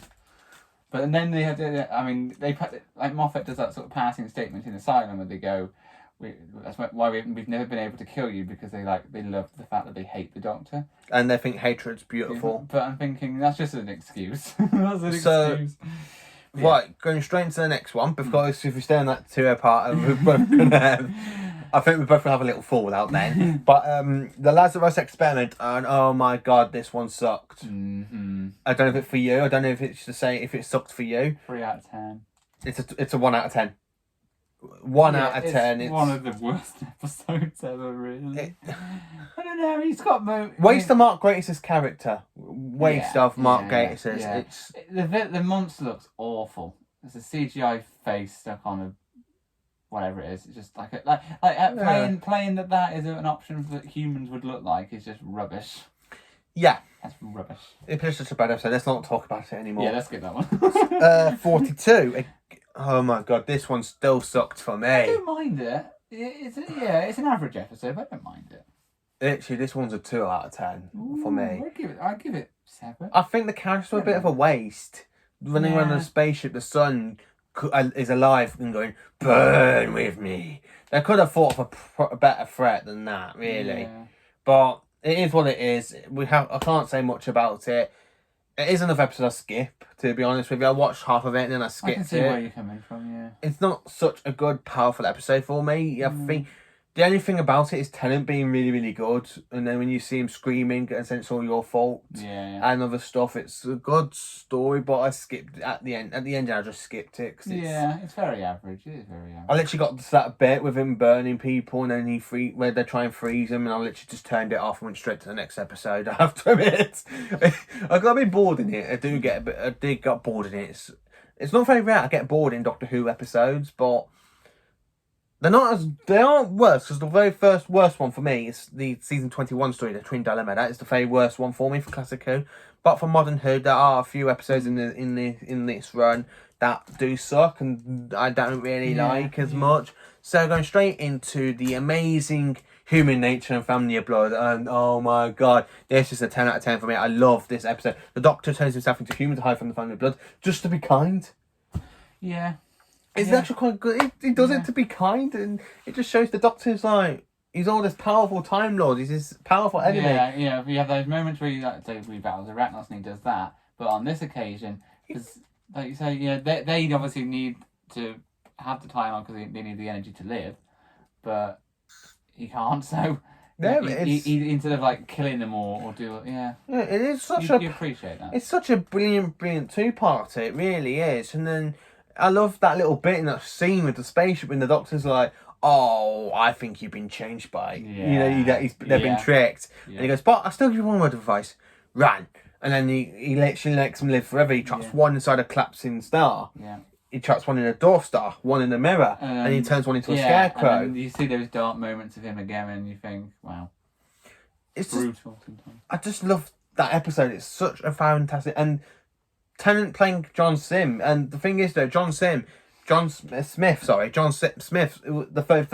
third Doctor, actually that he used that name. The Doctor's been going by John Smith for such a long time. We see it in School Reunion with Sarah Jane, and then it was referenced, and the third Doctor used to do it as well, and the fourth Doctor, and it's just such a fantastic kind of callback, and they actually use the name John Smith. And then and it's just such a powerful episode. And then going straight into the next one, which is another 10 out of 10. And it's Blink. Yeah. It's a powerful Weeping Angel episode. The Weeping Angels are scavengers in this. They're not as... I do love it how they come like a big threat in Series 5. But in this episode, they're like as savages. And they sat the Doctor back to 1969. Yeah. The whole idea of what they do. And with this being an episode where you don't see the Doctor in much, is actually handled quite well. It is. It is. Because, And it's not just that, it's creepy. It's creepy. Yeah. It's, when I first watched this, it made me jump, and there's literally scenes with the Weeping Angels. It's like creating a villain where everyone, even kids, would be scared of, like looking at statues and imagining them. See, that little, that line that said the Angels has the blue box, I actually want that on a t-shirt. The Angels have the blue box. Yeah. I do love that on a t-shirt, because he said that guy, Sarah Spallow's boyfriend, he becomes her boyfriend. He says, "I want it on a t-shirt," and I do want it in a t-shirt in real life. It's such a cool kind of sort of thing to have on a t-shirt. Really, the Angels have the blue box. But for me, I have to say this is a 10 out of 10. Straight away, 10 out of 10. I don't know what's it for you. 10 out of 10. I'll give it 10. 10 out of 10. It's brilliant. It's just such a brilliant episode. It really is. Yeah. So straight from Blink into the Master 3-part trilogy. I call it a trilogy because it is kind of like a trilogy. Yeah. Even though you got like 2 Masters in this trilogy, Jared Jacoby's a Master for 15 minutes, and then less than that, about 5 minutes, isn't it? Yeah. And then you got John Sim for the end. It makes you want more of him, doesn't it? Obviously, you do in big, but you're getting him in big. Big Finish, and I'm going to start buying his audios because he. But for me, I love the beginning of it where you got the Doctor and Martha in the TARDIS talking about. And then they brought back the reference from Boom Tomb. Yeah. And even though with Boom Tomb I don't really like as much, but I do like that little reference. Yeah. And then you have Jack with the backpack. And it continues on from Torchwood, because in the Torchwood you hear, in Series 1, you hear the TARDIS materialising, and then you have Jack running to the TARDIS. And it's just and then you have that little connection. He's like running, going, "Doctor!" And then you have that torture theme at the end. You know that the way it goes, dude. You hear the torture theme at it, and then you see the Doctor just pull the lever, and he like jumps onto the TARDIS. Yeah. And he goes, "We're going to the end of the universe," and you got the TARDIS like trying to shake the Jack off, and he's like, and the whole sort of interaction between him and the 10th Doctor is so it's brilliant. Done. You can talk. It's brilliant. It's just like it takes you back, and you think, this is what we want. It is a brilliant episode. It is way brilliant, way brilliant. I love the Future Kind. I love that little scene where you got Tennant and John Barrowman just trying to race each other. Yeah. And the thing is, though, Tennant's going. You can tell Tennant's like going in his there, going, "I'm beating you," and you got John. He looks knackered after the time. He does look knackered running in with the backpack. He's got this big backpack with a massive hand in his. He's got the Doctor's hand in it. Yeah, and he's like running, and he's like there going, "Oh, breath already." And you got Tennant going, "Catch up, you still coach." It's funny. It's just funny. It's like, And then you got like Martha running as well, and then that bit with the teeth bit where you go, "Show us your teeth, show us your teeth," and you got Martha going, and you got Tennant going, and you got John Bam going, and then it's just such a fun episode. I do love Utopia. It's 10 out of 10 for me. Jared Jacoby is brilliant as Professor Yana.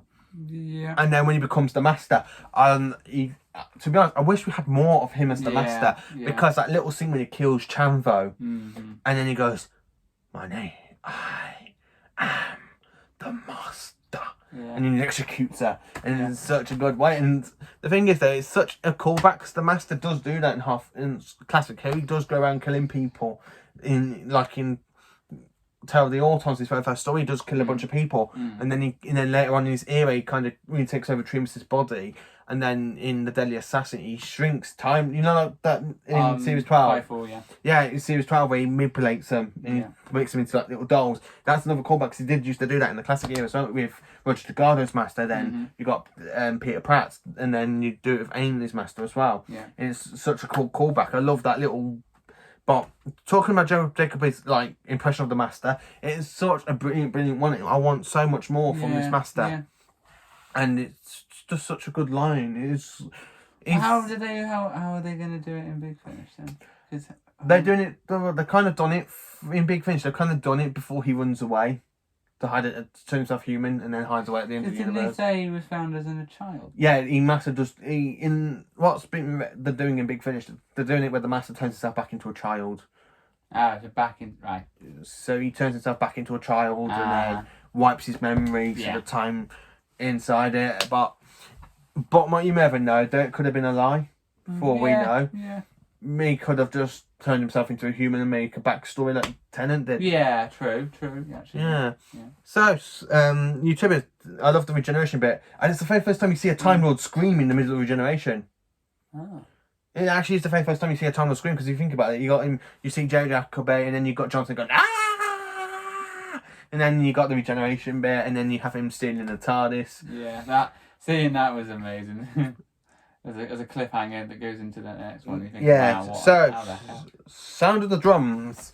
Oh, what can I say about Sound of the Drums? It's just fantastic. Yeah. It's another brilliant one. The whole thing, like Martha's family being captured and you know, seeing how desperate she is and the Doctor trying to think of a plan, and then the whole background of him explaining who the Master is to Martha and Jack is another kind of a good sort of thing. And then she goes, "I thought he was your secret brother or something." Yeah. And we see a bit more of Gallifrey, don't we? Yeah, it's the very first time. No, it's actually the very first time in New Who you see glimpse of Gallifrey. Because in Classic Who you see Gallifrey mainly in like kind of like the Troughton, Pertwee, Baker, Davison era, and then after that you don't really see much of them. You do see them travel Time Lord, but they're inside of the Time Lord space station. But you don't see much of Gallifrey. Well, actually, the last proper story we see Gallifrey in is The Five Doctors in 1983. Yeah, it's the last on-screen appearance of Gallifrey, really. But for me, I have to say, this episode is brilliant. It's a 10 out of 10 for me. I love how he turns the Doctor old to make him... Yeah, like then he goes, in the next episode, he goes a bit too far, I suppose. Yeah, but yeah, the idea... It proves... They might in that one way, they redeemed the Lazarus experiment only slightly by saying that you use that technology. I've been laying traps for you, and you go, okay, that makes sense. It's a brilliant two-part. It's a brilliant three-part. But I always prefer this episode to the last one that just sounded last time. Like the ending where he has the sky opens and you get all the toggle thing coming. Yeah. Through, and the music, the voodoo chants into it, and it's like, I do. This is funny. I do love it. I do love the sounds of the drums. Yeah. It shows how bad the Master can actually get, and we haven't really seen that since. We might, most probably, I think we have seen it in Sacha Dharan's Master. Yeah. Because he has caused genocide on Gallifrey. But I don't really think it's been actually seen the Master losing his ape and then see how crazy he can be. Yeah. And then when we get to the last episode, which is last time, and for me, this is a 5 out of 10. This is, I really think this is the weakest one out of the trilogy. It is. Yeah. I don't like it as much because you got the Doctor being shrunk down to an alien. It's all down to Martha, which is kind of a good thing to see. Yeah, she's like her. It's like finally she gets her episode. But then you got the Master being shot at the end, which I think is a waste. And it's not just a powerful episode as. But then, like the Master, you know, when you find out in End of Time that you had plans, obviously the Master would. He did get defeated. But then you. Well, I suppose he didn't want to be trapped in the TARDIS with the Doctor, so I suppose he thought I'll just let myself pretend die here and come back later. But I really think this this series would have been good in series 4, kind of, because then you could have like a few episodes and go straight into the end of time. Really, that's what would have made it better. Not like 2-year wait later on, when you've got it out of your head what happens. Yeah. But yeah, because like Lucy Saxon just comes back out of nowhere at the end of time, and it's like yeah. But I do prefer Sounds of the Drums to this last episode. It's although it's a good continuation of a story. Yeah, it's still a good. But I just give it a 5 out of 10 because it's not as powerful as. I give it a 9. I'm probably a bit more generous. I don't find the Master's more devastating, more evil in this 2-part. He just acts like, well, he knows I've won. Yeah. But then the Doctor becomes really sort of, I don't know, the way he becomes all magical and. Yeah, which is kind of a bit of a weird sort of thing. So anyway, let's get off this topic. So straight into Voyage of the Damned. My favourite. Your favourite, yeah. One of my favourite Christmas episodes. Only because it's got your lover person. You love, because you Kylie. love, you love Kylie Minogue, don't you? I think it's the worst one. Oh man, no.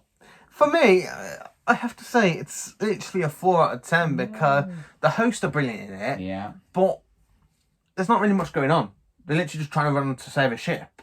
Yeah, it's like a disaster. Well, almost like a disaster movie. I like it. Max Capricorn is a weak villain. Very, very weak. He's a weak villain. Yeah, I mean the whole plan, even though it is a retirement plan, but it has so many devastating consequences. Yeah, it does. But for me, I just don't like it. And the Doctor's jokes. The only good thing about this is between Kylie Minogue and Tennant.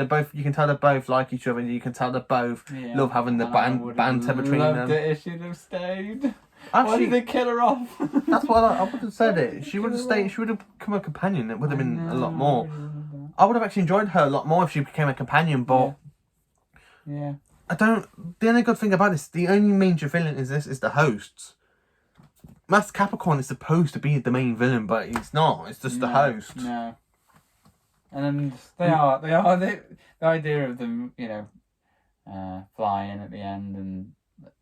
Yeah, they were scary in a way. They were scary, but it's not. But, I mean, the flying, the bit where on the little bridge, I suppose you say, and they're like throwing their halos at them. I thought that was a bit weird. A bit weird and stuff, but. But the characters are funny. You've got Banner Capalatus. No. He's funny. Can I just call you Banner for short? No, Banner Catalata. Okay, Banner Catalata. The whole group of characters they had that you do, well, apart from Rixton, I suppose you do like them all. I think he was a bit of an a-hole. Yeah. Sorry about my language, but I do think he's a massive a-hole. Yeah, but you see Mr. Copper at the end, and he goes, if you could choose who would live or die. The only good thing about this, they've actually used the actor who plays Mr. Copper in this. The actor actually appeared in a Doctor Who story himself in the classic range in the Colin Baker era in the Dalek episode Revelation of the Daleks, and that's a good callback, a good use of an actor for me. But it's still a 4 out of 10. I just don't find it as interesting as much, especially not the one after this one, which is the next Doctor. I prefer that one over to this one. No, I always hold this one as one of the best. Yeah, because of Kylie Minogue. Only because of Kylie Minogue. Right, so straight into series 4 now. And we are on 1 hour and 22 minutes. We're actually doing quite good. I actually thought we'd be longer. I actually thought we would have been in about 2 hours. It's all relative. It's timey-wimey. Yeah, it is timey-wimey, isn't it? Yeah. It's almost like a big ball of wibbly-wobbly, timey-wimey stuff. Sorry, I do love that bit. So, Partners in Crime. 9 out of 10. Do you want to know mine? It's a 10 out of 10. Yeah. It's a surprising. Yeah. It's really surprising. It really is surprising for me. It's probably one of your best openers since Rose. Not really. Not really, because I think Spyfall is the best opener for a series. I think technically this is the second best one. Okay. It used to be my first favourite all the time. You got Donna, you got fat people, you got fat people turning into like little adipose. I love, especially that scene with the adipose out the window going. Yeah, even though like Doctor Who has those moments where it has really weird, silly villains, this one works because it is such a funny episode with that bit with Wilford though, with he's like looking for aliens and he's right behind him. I always laugh at that scene. Is that so And true? then seeing him send them off and go on, girl, get up there. You from that moment, you just love his character. I love Wilfred. I do love him. It's a shame he didn't come back for a full-time companion. Yeah. But I do love this episode. Partners in Crime is a fantastic major episode for me. Yeah. It's brilliant than Smith and Jones. It's a lot better than New Earth. Yeah.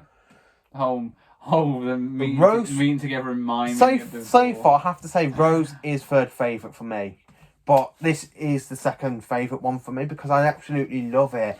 It's such a good episode. It really is. For me, at the end, seeing Rose come out of nowhere, fade away, and you go, oh my god, she's coming back.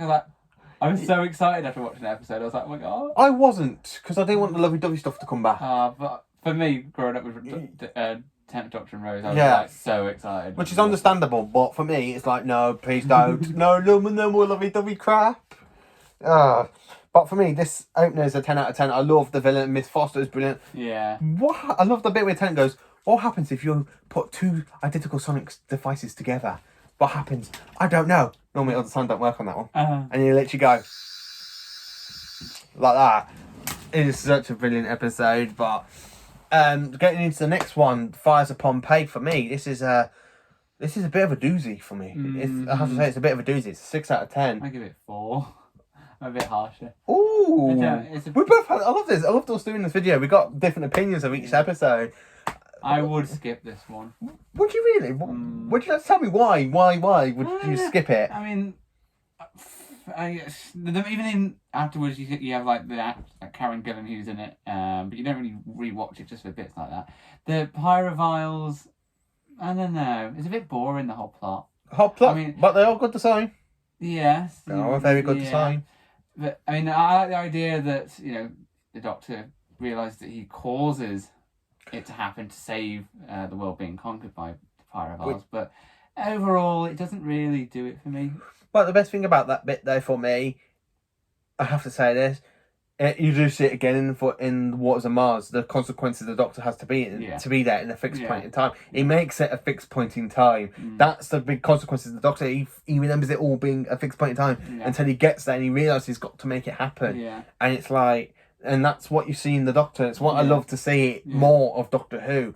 The Doctor having to have a consequence that's so big in a fixed point in time. Yeah. And I think the fixed points in time are brilliant from this point onwards until you get to series 11.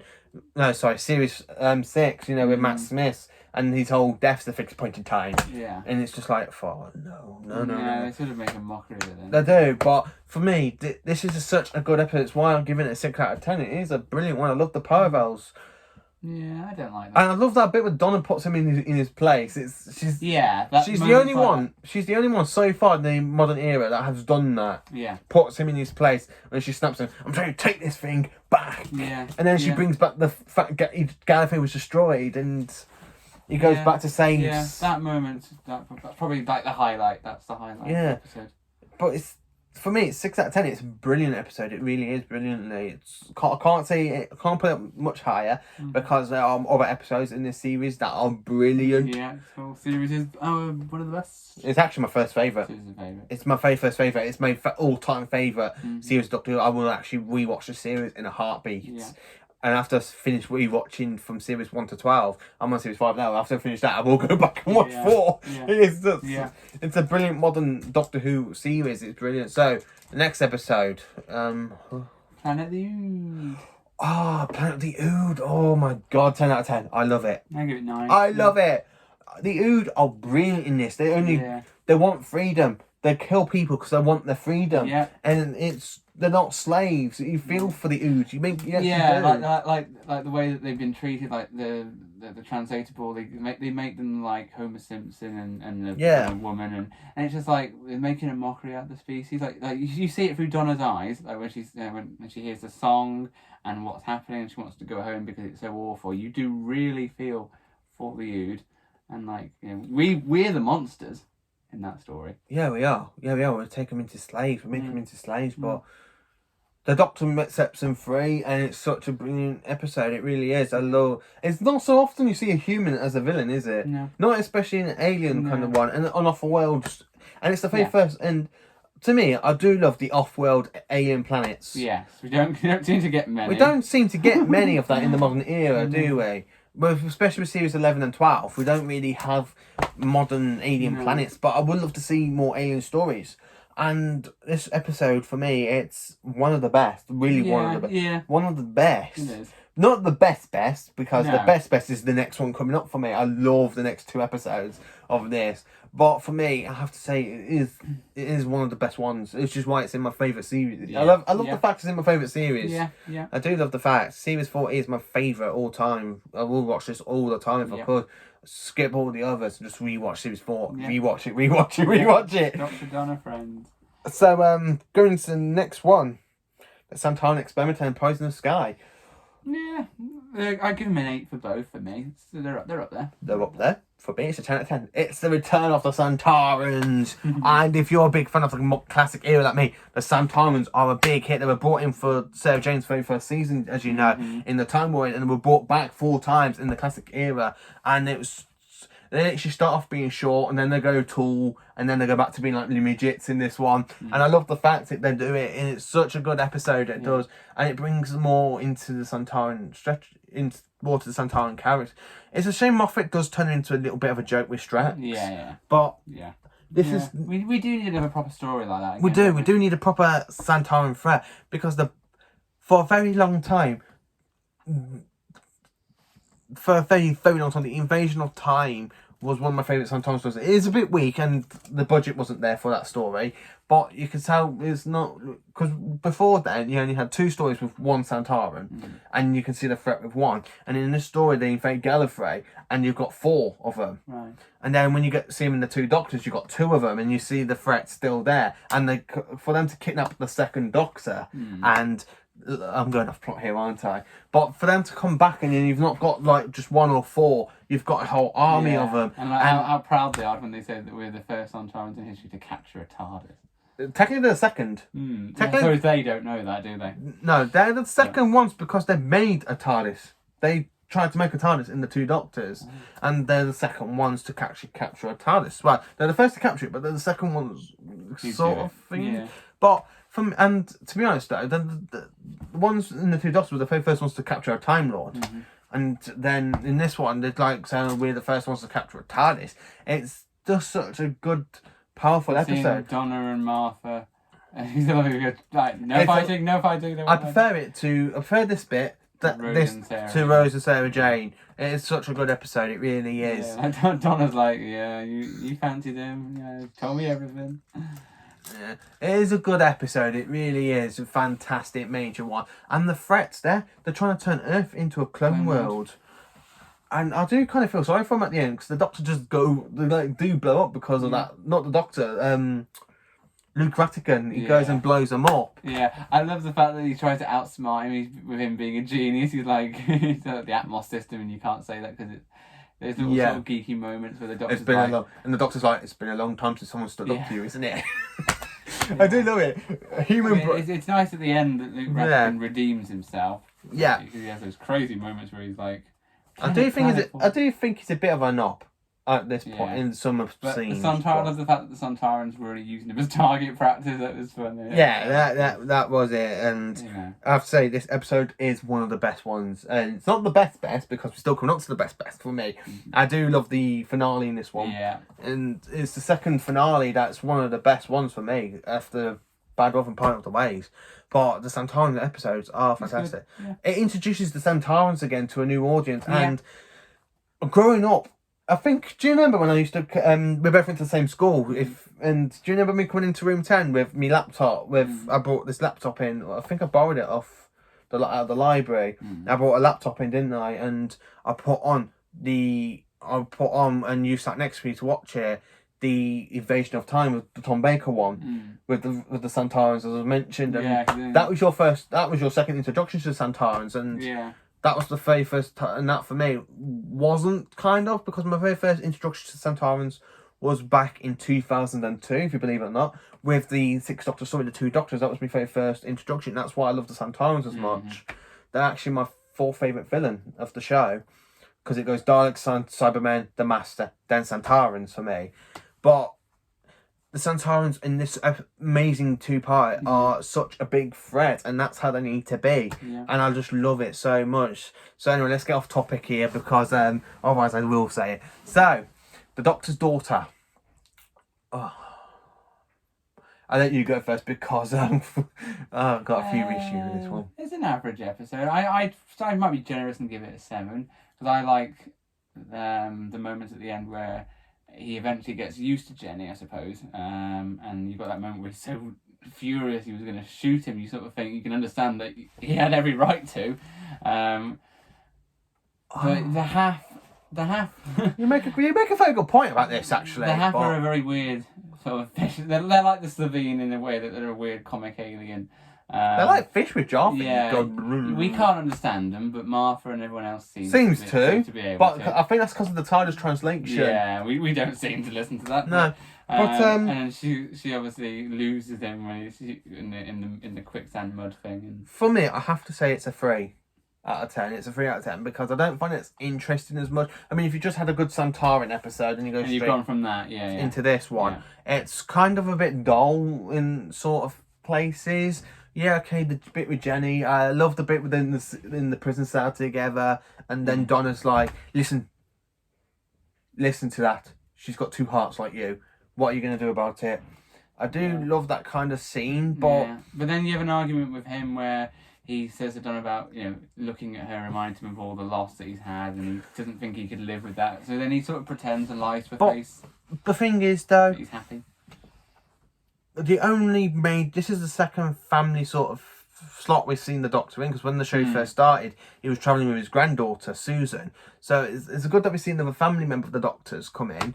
But for me, it's still, I think it's one of the weakest ones for me, weakest stories, because it's not as, the threat, as I said, the threat's not really there. They're literally just trying to fight themselves for this source that helps them to survive for the planet. They're just killing themselves for absolute no good reason. Yeah, and Donna is the one who sort of works it all out. Yeah.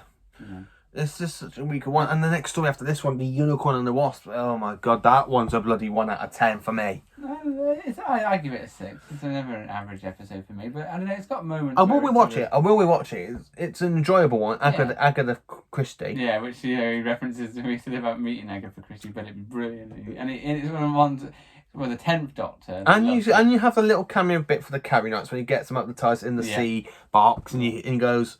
And you still hear them screaming, and it's like boom, bim. But I have to say, this episode, I think the Wasp is a brilliant thing, an alien wasp. But the rest of the characters just seem a bit dull. The Colonel a bit. It just seems a bit boring to me. It's not the worst one. No. The series is pretty good. There ain't no worst episodes in this. It's just a few good as the others. But Unicorn and the Wasp for me. I would rewatch it. I really would rewatch it. Yeah, I wouldn't skip it. I wouldn't skip it. I really would rewatch it if I had to. But as I said, Series 4 is my favourite series, so I will rewatch it. Yeah. But for me, it's not as one as the biggies. Not the ones that you hear. Again, it's not the ones you hear people talk about. No. I mean, when I went to a Doctor Who convention in Sheffield, and I was talking to this Doctor Who fan, and he really, in his favourite era is the Tennant era, and his favourite series is Series 4, and the one he never talked about was Unicorn and the Wasp, and he forgot it was in this season.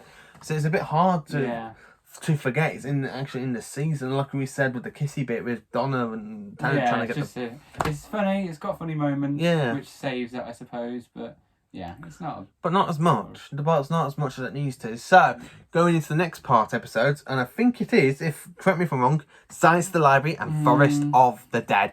And it is, oh my god, this episode's a 10 out of 10. The Fashion Armada are such a brilliant... They are never Moffat. And he doesn't stop him. He literally doesn't stop him. No, doesn't defeat him. Another one where the Doctor doesn't win. Yeah, it's a good... It's a really good introduction to River Song, who we later on get to know, but this is the first point he sees her, and she sacrifices herself for him, and it's not the first time she's done it either, because if you think in Series 6, she gives them all the regenerations for him. But for me, I have to say, this is a good one. I love the Fashion Armada. There's an invisible swarm that can eat anybody alive. Yeah. And when you just see them in the spacesuit standing there, and you can go, what's going on here? And all of a sudden you just see the skulls up here through the visors, and it's like, hey, who turned up the lights? Yeah. And then you've got that threat. It's got the threat still there. It's Yeah. And like, it's got the scary moments where like, when Donna gets teleported back to the TARDIS and you see her scream and it's like, oh my god. And I think the cliffhanger is good. I think they dragged it out a bit too long. Donna Noble has left the library. Yeah, Donna Noble has been saved. Hearing that on a loop is one of the most annoying things ever. I actually love it. I loved it, but they should just cut it down a bit. And then you got that music, the dramatic music at the end of it. It's just literally such a powerful, fantastic episode, as it always has been. It's literally one of the best ones I will ever watch. And I would love to see the Fashion Rider come back. In fact, Big Finish has brought them back in audio, and you don't hear them talk. But you can still hear the threats in them. And they brought them back in the Adventure Games video game. I never played them. No, they weren't as good in that one. I never played the video games because I didn't see the point in them, to be honest, because they're not really classed as canon. No. But I do love them. I do love the Fashion Rider, and I really do love the Fashion Rider. And I would like to see him come back. I would like to see 13th Doctor against the Fashion Rider. Yeah, I can see that. I would like to see her have the consequences, especially if they eat Yaz. I would love to see them eat Yaz. Get rid of Yaz. Just get rid of Yaz, because they'll get eaten by the Fashion Rider. Yeah, why is Graham and Ryan going? I don't know. Sorry, Yaz. You need to go. Let's just get eaten by the Fashion Rider. Yeah, that'll be a good way to go. Ah! Oh no, she's dead. And then that bit with when the woman tries to save that Evelisha, and then you've got her face all screwed up in the veil. Yeah. That's a bit of a that is another cracking scary moment. I would love to see a 5-year kid just jump out of the screen and go, ah! Yeah, the whole idea of Donna meeting that guy and then you see him at the end and he's got the stutter and it's like, that's a sad moment. Yeah, it's such... But like seeing all the children being the same and it's all the whole storyline is good. It is a powerful, really, really powerful episode. It really is a powerful one. And... it's such a good one, and come on, we're coming up to 2 hours on this video already, and we're literally halfway through, aren't we? Yeah. So, the next one, Midnight. No, I love this one, but you don't, do you? I don't like it. I love it. Trapped like a kind of like a trapped in the bus episode. Well, I think my dad would love this episode because it's like kind of like a bus thing. My dad's a bus spotter, but I don't love it. It's another one where we become the monsters. Yeah. Because everyone's panicking. I'm just going to get my charger. And the whole idea of the voice being copied over is, it becomes quite creepy. And then you have all the characters arguing with each other. Oh, hang on. Like Dee Dee being the training scientist, and she's the one who's working it out, but everyone doesn't take her seriously. Just try and get the charger to it. I like it. It's, because the Doctor almost lost. If they didn't realise what was going on and the hostess sacrificed herself, then he would have lost. He would have been disintegrated. Yeah, we would have. And I'm sorry about moving the camera before I'm trying to get my phone to charge up because I am doing this on my phone as well. But you can still hear us talking. Anyway, so what's your problem with it then? I don't really see that much of a threat. I really don't see much of a threat in this. Yeah, it's just someone. One of them things we don't know. Well, we won't know what we look like. It's just someone stealing the Doctor's voice. But it's a creepy idea. Yeah, it's a creepy idea, but it's just not as one that has seemed to be. I mean, not as good as Fashion Rider. I love the Fashion Rider, but this episode, the Doctor doesn't stop it. Hested does. It's one the Doctor loses, and you see him sulking in the bus, and it's like, no. That's that. I don't really genuinely like this episode. Neither the one after this one. I will rewatch it because it's in my favourite season. It's in my favourite series. I will rewatch it, but not hundreds of times. Go on, we need to speed this up now. Left. Oh my god, another one I don't like. I like it. I do a bit. I like the fact that they. I think some moments they probably don't do it completely right, but they go back to Modern Who, and of all the things that the Doctor wouldn't have stopped after his death, the Bracknell's battle, which is fun, which is interesting. But I have to say it's a 5 out of 10 for me. It's a fun episode. The other characters sacrifice themselves doesn't always make sense. Like Sarah Jane going to the hospital because she wouldn't have been there anyway unless she found out that the Doctor died and she wanted to investigate herself. Yeah. So anyway, It's interesting. But... Nah, it's a 5 out of 10 for me. What's it for you?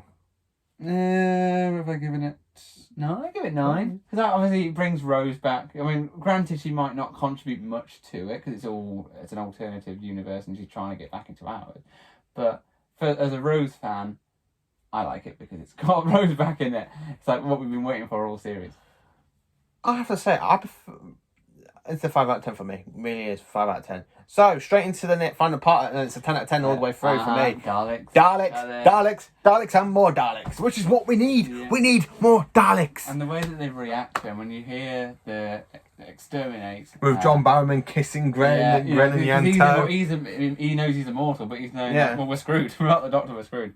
It is such a powerful episode. I love it. And the return of Davros after 20 odd years at this point in the show. It's just such a good episode. It really is. And we need to try and speed this up. And it's a whole crossover between all the other shows. Torchwood.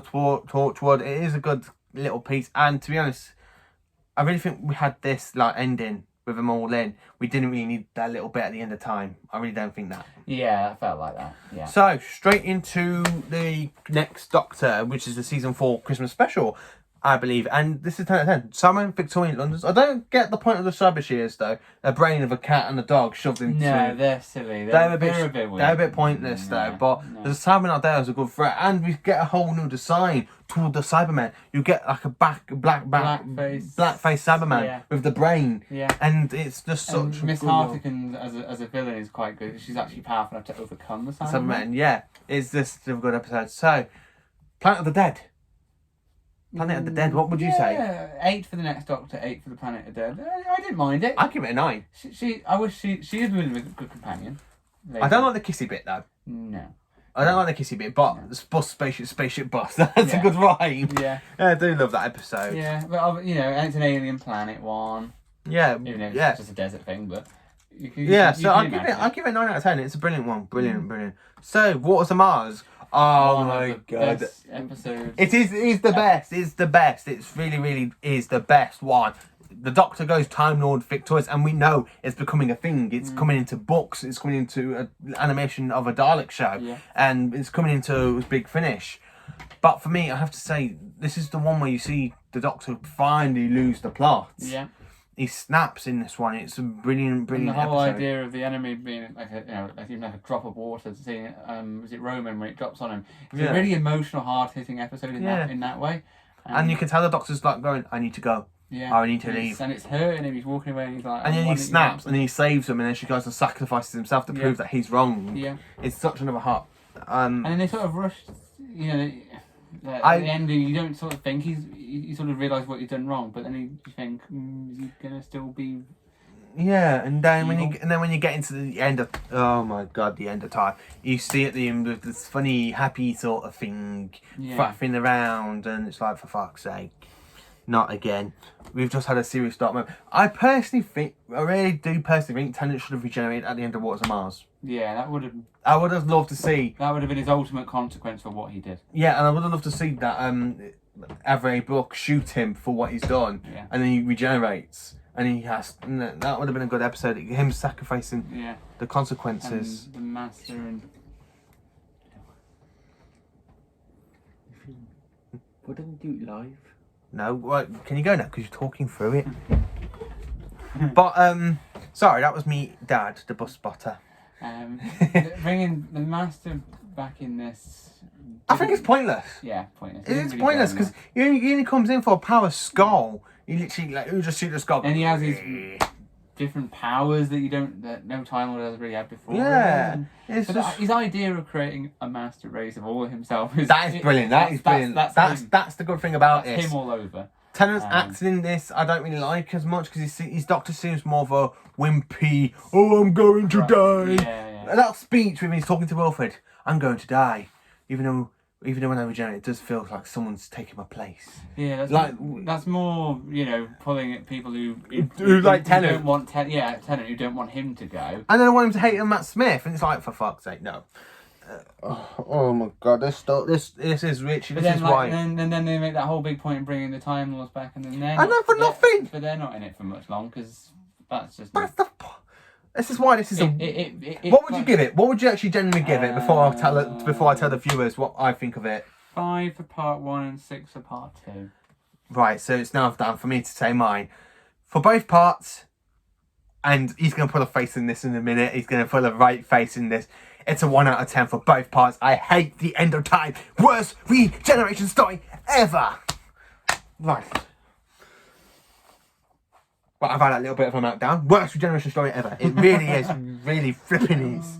So, please can we just get straight on to Series 5? Okay. Because I need to try and get the battery. Now, 11th hour. 10 out of 10. 10 out of 10. I don't like it that much. You don't like it? Why? I'd like to know this. Why do you not like it? It feels... I mean, I've got nothing wrong with people who make fan versions of it, but it feels like that kind of episode. It doesn't feel as a big Doctor Who story as it should be. I love it. I really love it. The series brilliant. Maybe because I was probably biased because, you know, going from Tennant as my favourite Doctor, but over time, rewatching Matt Smith, I really love Matt Smith's Doctor. But that story by itself, as a opener, doesn't really work for me. I do. It's my full favourite opener. But I see where you're coming from. For me, I love it. I love the whole Amelia Pond sort of thing where he promises I'll be back in 5 minutes, and then he ends up getting back late. Yeah. I think it was like 12 years late. Yeah. And then at the end of the episode, after Prisoner Zero, and she goes, "That was 2 years ago." She goes, "Oh, oops." So she goes in and goes, "So that's 14 years since Fish Custard." It's seeing like the TARDIS design for Matt Smith's first series was quite nice. I love it. I love the design. I do love the design of his TARDIS. To be honest, I do prefer it over the Eccleston Tennant one. Yeah. It's like a child's playhouse in their mind sort of thing. And you see that that picture where you see with all the stairs. It reminds me a bit of that kind of sort of thing. Yeah. But so 11th Hour for me is 10 out of 10 for me. So The Beast Below. What's it for you? A little bit better, 6. 6. It's a 7. I love it. Yeah. I love the whole way. I love that bit with him and Amelia when he goes, and each got hum. It's a tongue. And you can tell he's like, he's loving it. You can tell he's loving it. You can tell he's loving it. And then he goes, "Okay, this thing's gonna be printed on DDT." And the whole idea of having to forget. Because they were all worried that the space whale would leave them. Yeah, and it never did. It never did after. Again, we're the monsters in that story because we trap it and we It's awful to think that they were torturing it throughout the whole time. I have to say, I do love that the Doctor having a proper meltdown where he literally snaps and goes, "Nobody human ever talks to me again." Yeah. And he does that proper meltdown. That reminds me of what Gwen said in that torture episode where the Doctor must look at us and look away in shame. Yeah. And it thinks, that's true because... He does half the time. We are the villains not sometimes. So, victory of the Daleks. And I have to say, 10 out of 10 again. Mm-hmm. I love that bit with the power down Daleks that just come out I obviously, they're a hell of a different design, but I love them. I love them. I don't know why they had so much hate. Yeah, okay, they were like flipping M&M sort of thing. I think maybe if they'd have gradually introduced different colours over different stories, that might have been better, not having them all there at one go, because they do look bad altogether in different colours. But I do prefer them. I do prefer them. And the fact that they just disintegrate the old Daleks even like... Yeah. They're clever, they're menacing, they're powerful. And it's just such a powerful episode. And that bit with Matt Smith when he loses his temper with Dalek, I would love to see a Doctor take it. I would love to see a Doctor pick up a wrench and just start banging on the Dalek cell, going, "Kill me! You are my enemy, and I am yours. You're everything." And he goes... That was like, because obviously every person waits for a Dalek to see how the Doctor reacts, and that is how... I just love it though, because he goes, "You are everything I despise. I saved the whole reality from you time and time again. I've saved you. I sent you back into the void. I saved the whole reality from you. I am the Doctor, and you are the Daleks." And I just love that bit. Yeah. So that's why it's a 10 out of 10. Yeah. So, Time of Angels and Flesh and Stone. What would you say? 9 for Time of Angels and 10 out of 10 for Flesh and Stone. Ooh, I'm afraid I have to disagree with him. It's a 9. Sorry, it's a 10 out of 10 for both. Yeah. I love it. Weeping Angels was scary as hell, just snapping people's throats, and it's such a powerful episode. The threat's there, and the Doctor doesn't know how to stop them. Yeah. Until they're not like in Blink. They just send you back specifically, and then they are vicious. And then they get thrown into the cracking time, and the Doctor's like, "Oh well, I dealt with it now." I did love that episode. Yeah, it's like most of the time they do spend the episode running away from them. Because Yeah. They can't really defeat them, can they, until they get to that point. Vampires of Venice. I have to say, it's a 6 out of 10. I do love it. 4. It's my weakest one out of Matt Smith's Series 5. Is it? I don't like. I if I would, I'd probably skip it. It's a bit. I actually quite enjoy it. I find it brilliantly. I love it. I love the music. I love I love that bit where he goes to war. He goes, "Oh, 1 minute you say I put people in danger, and the next minute, oh, we're not leaving you." Rory puts him in his place. Yeah, which is another good sort of episode. I just love it. And Amy's Choice is one of the worst ones for me. Personally, I watched it last night, and to be honest, I said to you, it was like, what, a 7? Yeah. I give it a 6. It's gone down to a 4. I've watched it last night, and aliens inside a dream with people in old people's mouths. Yeah, the villain. Yeah, the whole story is. It's just an episode. Dream of a dream. Of what Vampires in Venice should have been about. Amy choosing. To be honest with you, it kind of feels like Have you ever seen Freddy vs. Jason? It reminds me a bit of that kind of sort of thing, because Freddy Krueger invades people's dreams. And then I haven't watched it in a long time. I think Jason dreams about Freddy Krueger and they're both a fight in a dream. It reminds me a bit of that, really. But the Doctor being a Dream Lord is a kind of good thing. Yeah. I thought it was the Valiard at one point. I did thought, because when he was like moving and shapeshifting and stuff, moving. Yeah. I actually thought the Valiard, because the Valiard could have done the Valiard did that in the Matrix. But yeah. So anyway, the San Lorin 2-parter for you, Hungry Earth and Cold Blood. 7 and 8. I've said 10 out of 10 again. I love the San Lorins. They're classic one, aren't they? They're another classic villain. But we're not sure on the design of them, are we, compared to? I don't like the design, because I do prefer the classic design. They were like more reptilian, and these ones are like kind of human-faced reptilian. But I have to say, I do love the episode. I mean, I love how Matt Smith just goes like that with the black glasses. He goes, "I know what they are." I just love that episode, that little bit. Yeah. But then we don't really. Does it get explored again afterwards? You know, let's say about 1,000 years. No, they're meant to share the planet. It's not been picked up again. It's not been picked up again since. Because they're meant to, aren't they? Unless something goes wrong and they don't wake up again in 1,000 years.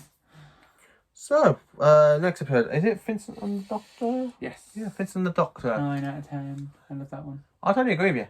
I do agree with you. I said to you a few weeks ago it was not the best one, but rethinking about it, I kind of love it. Vincent van Gogh, an alien invisible creature. Yeah. The Doctor takes Vincent into his future to try and show him how much he was loved. Yeah. It's just such a good episode, it really is, but not as powerful as some of the others. No. So, The Lodger. 7. It's a 5. It's a bit of a comic episode, isn't it? It does explain how the silence machine ends up where it ends up. No, is it? No, I don't think they do.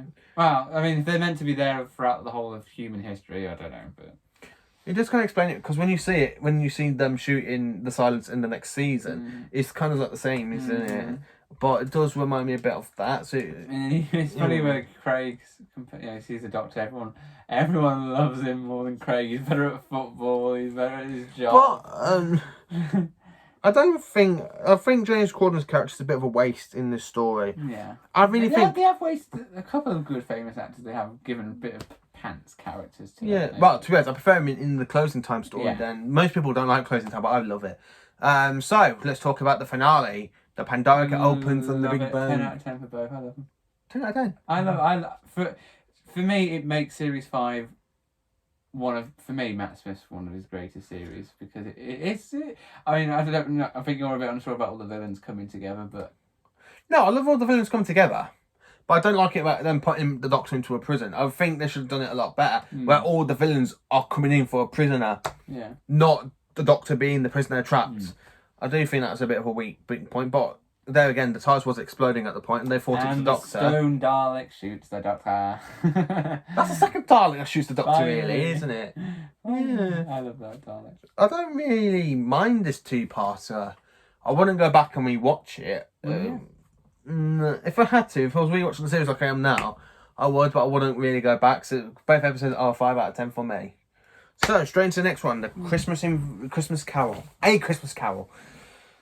7. I say it's an 8. Yeah, it's a decent Christmas story.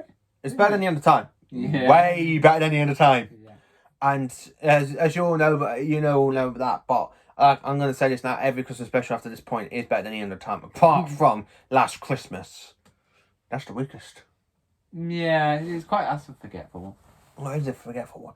But for me, it's a brilliant one. The Doctor coming down the chimney, doing the whole Christmas past, future, and present, which is brilliant. Yeah, that's clever. I like that. That's good. I do love it. It's an 8 out of 10 for me. 8 out of 10. Yeah, I love it. He gets so frustrated with isomorphic controls. Like, So, isomorphic. I'm thinking of doing a little bit here. I'm going to talk Series 6 as a whole general.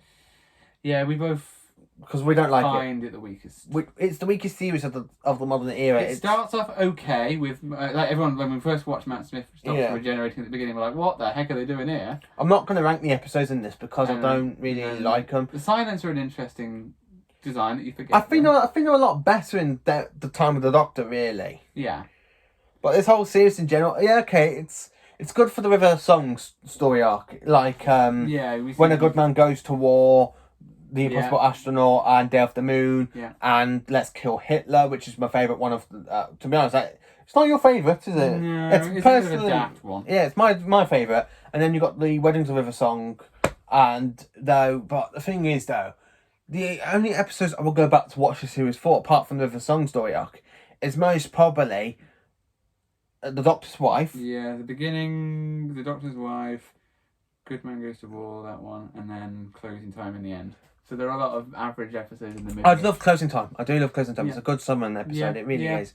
So, getting straight into The Doctor, the Widow, and the Wardrobe. And how can I say this?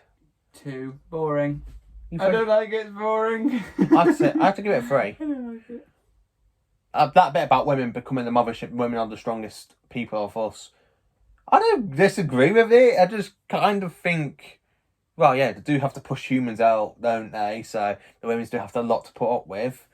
The girls do have to put up a lot with, but they have to push out little humans out of them, and it's a bit of a good episode. I think that's a bit good. I love the connection to Androsina. I think it's Androsina Minor, they say it's called. I'm not too sure, but it reminds me of the planet of and from the Caves of Androsania, which I do love. I love the Caves of Androsania. It's a brilliant episode. It is a fantastic one. Mm-hmm. But for me, it's a 3 out of 10. So, Asylum of the Daleks. We love this one, don't we? 10 out of 10. 10 out of 10. I love this episode. It's amazing. Proper amazing. We've got classic Daleks designs back. And it's the very first time they've actually appeared twice. The classic Daleks design. I do love the Daleks in this one. Like the Daleks go to the Doctor for help. And then Clara makes them forget the Doctor. Yeah. And which is a shame that they abandoned that story then in the time of the Doctor. It would be interesting to see that. It is a good episode. 10 out of 10. Really 10. Dinosaur for Spaceship. 5 out of 10 for me. Yeah, 6, yeah. It's not awful, 4. But it's just a bit. Sullivan the Trader's a good character. Yeah. That's the only thing. The robots are a bit daft. Yeah, they're just there for comic relief. Town Called Mercy. Same 6. It's middling for me. I'll give it a 7. I actually quite love it. I love the gunslinger. I love the design of the gunslinger, and I love how the Doctor and other Doctor, what's his name, Carlet Jack, something like that, and the Doctor throws him out. Yes, and he points the gun. And I like the fact that Matt Smith's Doctor, most of the time he does come across a bit childish, but when he has those serious moments, you should be really scared of him. Yeah. Really scared of him. And I like it's like someone's been. Does he say that one? Someone's been peeking at my shirt. For Power of 3, I don't know that one. I have to give it a 3. It's just boring. The cubes are the enemy. The enemy is like a little hologram sort of thing, and yeah, it's one of them daft episodes. I tend to like. I'd probably say 7. I don't like it that much. I don't mind it. The Angels Take Manhattan. I love the music. The music gave it a big boost, so it's a 5 out of 10. Yeah, the music they have in the series is good. I just don't like the main story plot. I think the Angels are put to waste here. If you watch good episodes like Blink and Flesh and Stone and The Time of Angels, and then you get to this one and it's like, no. Yeah. The Statue of Liberty being a Weeping Angel is a bit. It's a point. It's disappointing. It's a bit disappointing that this is like River Song's last story with the 11th before she goes off. And I know her timeline's a bit weird, but River Song's reaction to, because they're obviously her parents, losing them she's more focused on how the Doctor reacts than he even says, "River, I'm sorry to leave your parents." She's like, "Well, don't travel alone." It's like, take a moment. You just lost you. You've seen your own parents die in front of you. Well, get sent back in time, and you're not gonna, and it's unlikely you're going to see. So the Snowman. I say it's a 10 out of 10. I love it. What did I say? It's the return of the Great Intelligence. Yeah, I say 6. It's the return of the Great Intelligence, and the Great Intelligence was introduced back in Classic Who. So we got another classic villain, and it's been like since Series 5, you had the Silurians return, and then you had Series 6 with no classic villain return. Especially when we thought Omega was returning at one point back in time. No, they had all the signs, the symbols, and we were waiting for it. We were hoping Omega would return. Me and you were talking about that, Thomas Adams, a lot. I remember us talking about that all through that year, but no. I hope it happens at some point. But how can I say this? What were we on? The Snowman. Yeah, the Great Intelligence returned. The Great Intelligence have not been seen since the Charlton era. The Doctor doesn't defeat them either. He just literally leaves them in space and they're never picked up again. And then he appeared in 2 stories of the classic era, which is the Abominable Snowman, which has been animated next year, and I can't wait to see that one. And Face the Web of Fear, and it's another good one. So it's a 10 out of 10 for me. 10 out of 10. What's it for you? 7. 6. So, The Bells of St. John, another Great Intelligence story straight after, and 8. I'll give it 8. it's a 9. I like the meme people made of it, where they took a picture of Moffat and then they say that Dumbledore goes, "A part of Voldemort lives inside him," because he says, "Let's get the children scared of the internet." Yeah.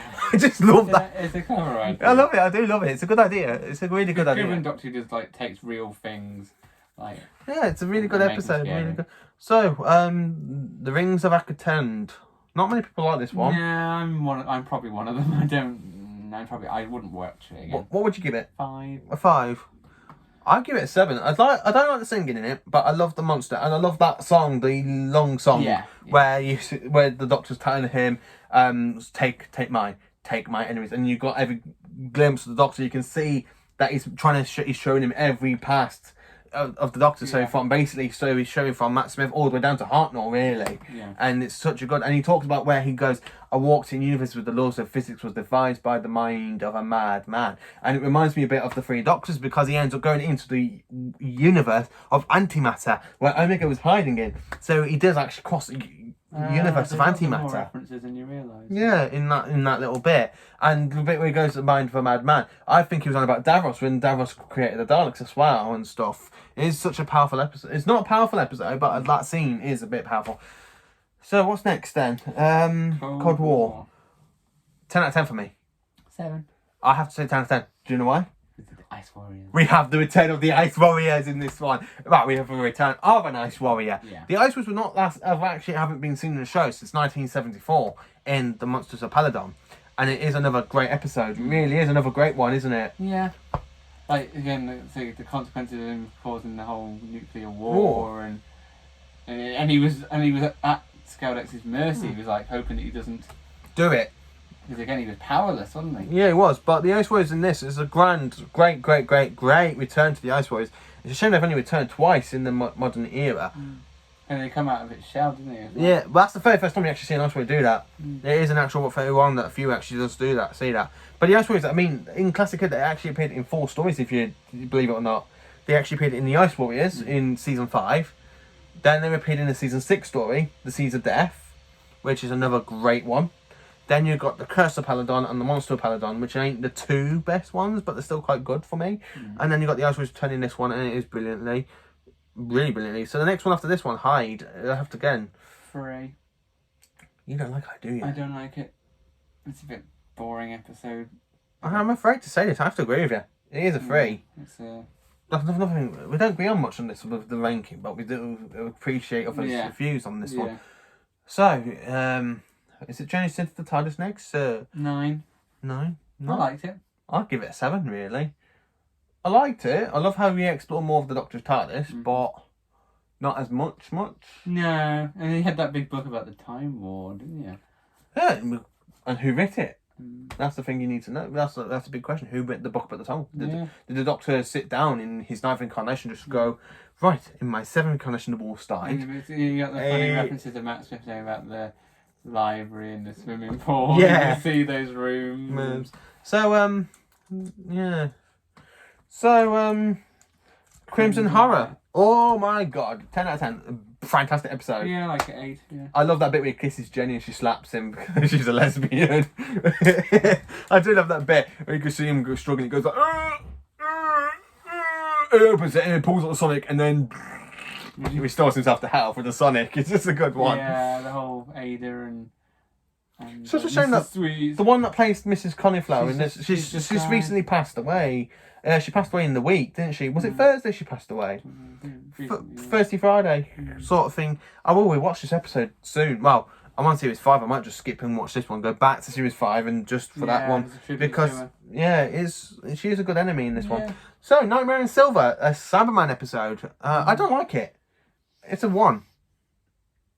I'm probably the opposite. I'd say 9. I have to say, I don't like the Cybermen. They're too robotic in this. Yeah, okay, they're post after the Cyber War, but they're supposed to be humans in the tech, but they come more like robots. Yes, yeah, and I mean, initially I liked the fact that they were faster, stronger, but then seeing them in other episodes, they sort of lose that ability. I mean, at what point do the Cybermen upgrade themselves too much, but they should become unstoppable? Like they think the only way to defeat them was to kill them using black holes. I thought, okay. Yeah. That means the Cybermen are pretty serious. But that's the thing though, they've come too robotic in this one. I don't like it. And I don't like the designers. It reminds me of Iron Man from Marvel. They really do remind me of Iron Man. Yeah. But and that's what I don't like. This is not the Cybermen I would actually go back and... No. When, literally, I'm hoping they don't come back at all. Yeah, maybe this is like the paradigm design of the Daleks for the Cybermen. Yeah, I hope they never come back. I really do hope they never come back. So, the name of the Doctor... 10 out of 10 for me. I love it. Yeah. I love 9 it. out of 10. I love it. Love it. The Great Challenge returns, especially when he rips his face off and then he comes as the Whisper Man. That's a good sequence. The threat's there, really there. He wants the Doctor to die. He goes into the Doctor's tunnel to try and kill him. Then Clara jumps in, and we of course we have the introduction to the War Doctor in this one. And he goes, what I did without choice in the name of peace and society. And then Matt Swift goes, but not in the name of the Doctor.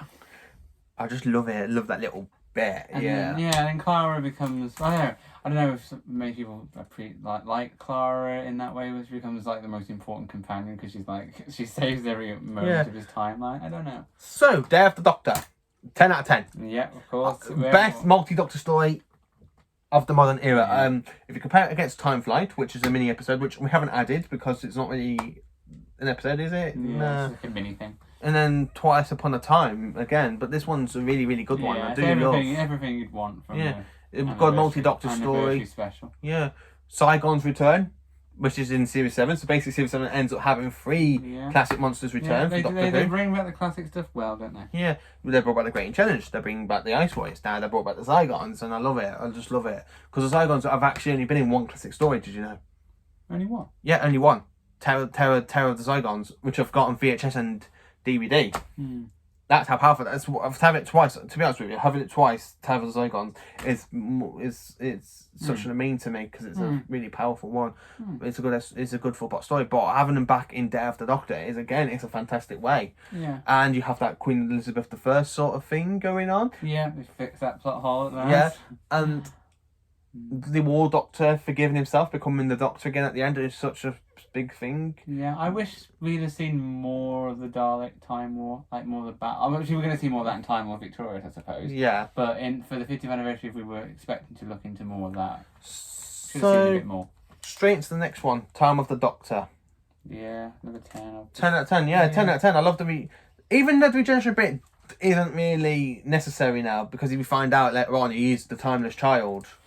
And they kind of made him more. They sort of if they ever mention why the Time Lords did it, if they were just trying to keep the lie going. I don't know. But yeah, it just seems a bit pointless now. Yeah. But he sacrificed himself. He stays on the planet to defend the planet of his own people. He tries to defend the Time Lords. It's not like he's killing all of them out of evil, is he? He's trying to keep the peace. He's trying to but every other race will see that as him being. Yeah, and then they leave, and it's just the Daleks, and then you have that whole regeneration bit blasting the Daleks, which is good. Amazing. I love the little reference to the 5 Doctors. You know, with the Sash of Rassilon, he pulls out of his pocket, and he goes, "I stole this with the Master." From the death zone, and the thing is though, it was actually the 3rd Doctor that stole the Rush of Rassilon, of the Master from the three Doctors. So basically, to have it from his third incarnation all the way up to his 11th, really, well, technically his 13th, it's just brilliant, really brilliantly good little comeback, really. But But I said the regeneration point, this scene, the time is given extra regeneration, it does seem a bit pointless now, thanks to Chris Chibnall.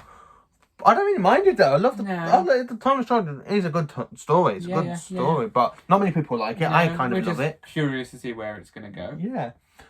So, deep breath. Straight into 7. 7.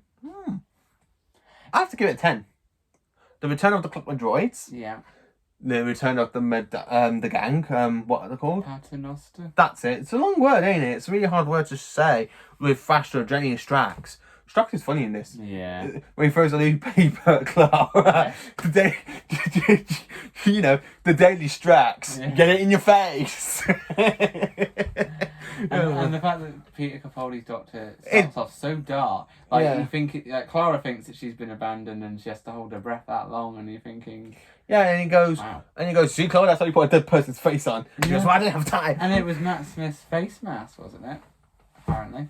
Was it? That he rips off. Yeah, it's like a spare sort of cosmetic thing. I don't know. You have to rewatch that. Yeah, oh, well, actually, we'll have to rewatch it. I don't think it was Matt Smith's. It was. I never realised. It was such long... I never realised. But it was nice seeing that we saw the phone call... Between 11 and 12. And that's how a regeneration story should have been. Like, it's good how well it was handled this time. Clara being because obviously she's seen every incarnation so far. Yeah. Like, and then when she regenerated... she's struggling to accept it again. Yeah. And to be honest, I kind of prefer this one to Rose's one. And there's no relationship between Doctor and Clara after this. There's no lovey-dovey stuff. This is what Doctor Who should be. And for me to say this, Capaldi is my third favourite Doctor. He reminds me so much of the classic era of the Doctors. With David Tennant and Matt Smith and Eccleston, you don't really see much of the old ones in them. No, but this is the very first time you do. And it's brilliant. It really is. So, Into a Dalek, I have to say... 10. 10 for you. 10 for me as well, actually. I do love it. The Doctor gets miniaturised into a Dalek. Yeah. He's in the thing that hates him the most, which is such a good episode. And that bit when it goes insane and shoots all the Daleks is lovely. It is lovely. I do love that scene. And I love the scene. Yeah, I know they say exterminate so much, but in that scene where it goes evil and starts killing people, that was good. But I think the whole battle between them seems a bit weird. It doesn't seem. It seems a bit like like an arcade shooter type thing. So, Robots of Sherwood. It's a 5. 5, yeah. Oh, we both agree on that one as well. It's not really one that we talk about much, is it? No, it's one of them. It is one of them that we don't talk about. I would probably skip it. Would you? I would. I wouldn't. I would watch it just because it's part of the series. Yeah. Do you see the Time Heist next? No. Listen. Oh, how did I forget? Listen, that's a good creepy episode. 10 out of 10 actually. With it under the bed covers, and they like turn their backs, and a young Danny Pink. Yeah, they don't go. And then you go to that The thing is, I don't understand if Danny Pink dies in the end of the series. How does Rupert Pink begin? That bit sort of.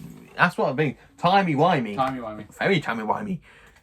Is it Time Heist next? Time Heist. Love Time Heist. I give that a 10. I like Time Heist. The whole fact that the Doctor creates the whole sort of plan and... I have to say it's a 5. I don't like it as much. Not as big. I love the creature. I love how, like... Yeah, the fact you've got to not think of anything bad. Yeah, it's just a good episode. It is a good episode, but not as much... I don't enjoy it as much as you do then. Caretaker, and I love Caretaker. 10 out of 10. Yeah, 8. It's a good one. I think when this one was broadcast, we both rang each other up as soon as it finished, and we had a good convo about this. 2014, we had a good convo, and the Dalek, and we thought it was a Dalek at first, didn't we? We were like, oh, another Dalek story of the season. No, it's a little robot thing. Yeah.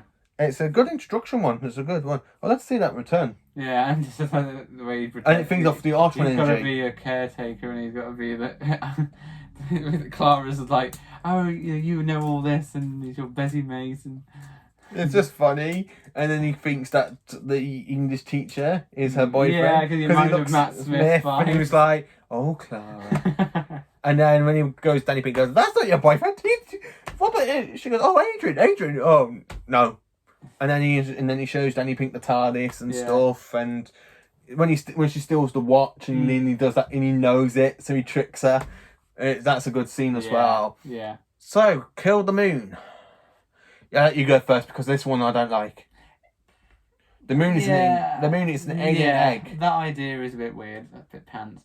I think at first I didn't like the fact that the Doctor left Clara to it to decide the Earth's outcome. But then seeing as that's sort of the character arc for his Doctor, okay, I accept that. And then I sort of enjoy it a bit more. I kind of think for me, for Capaldi at this point, it's the way Colin Baker should have been. I actually think this is the way Colin Baker should have been, but we had it correctly. Yeah, it gives you that kind of vibes. Yeah. But I don't like it. It's a 1 out of 10 for me, to be honest. The whole thing, the bad material spiders on the planet of the moon, and the moon turns into an alien egg, and then it literally just gives birth to the moon again. Yeah. So that's just like iffy. Very, very iffy. Yeah. I don't like it. Yeah. That's just really dull. Oh yeah, it's a baby. Wait a minute. What about me? Earth's got no moon. Puppy comes another moon.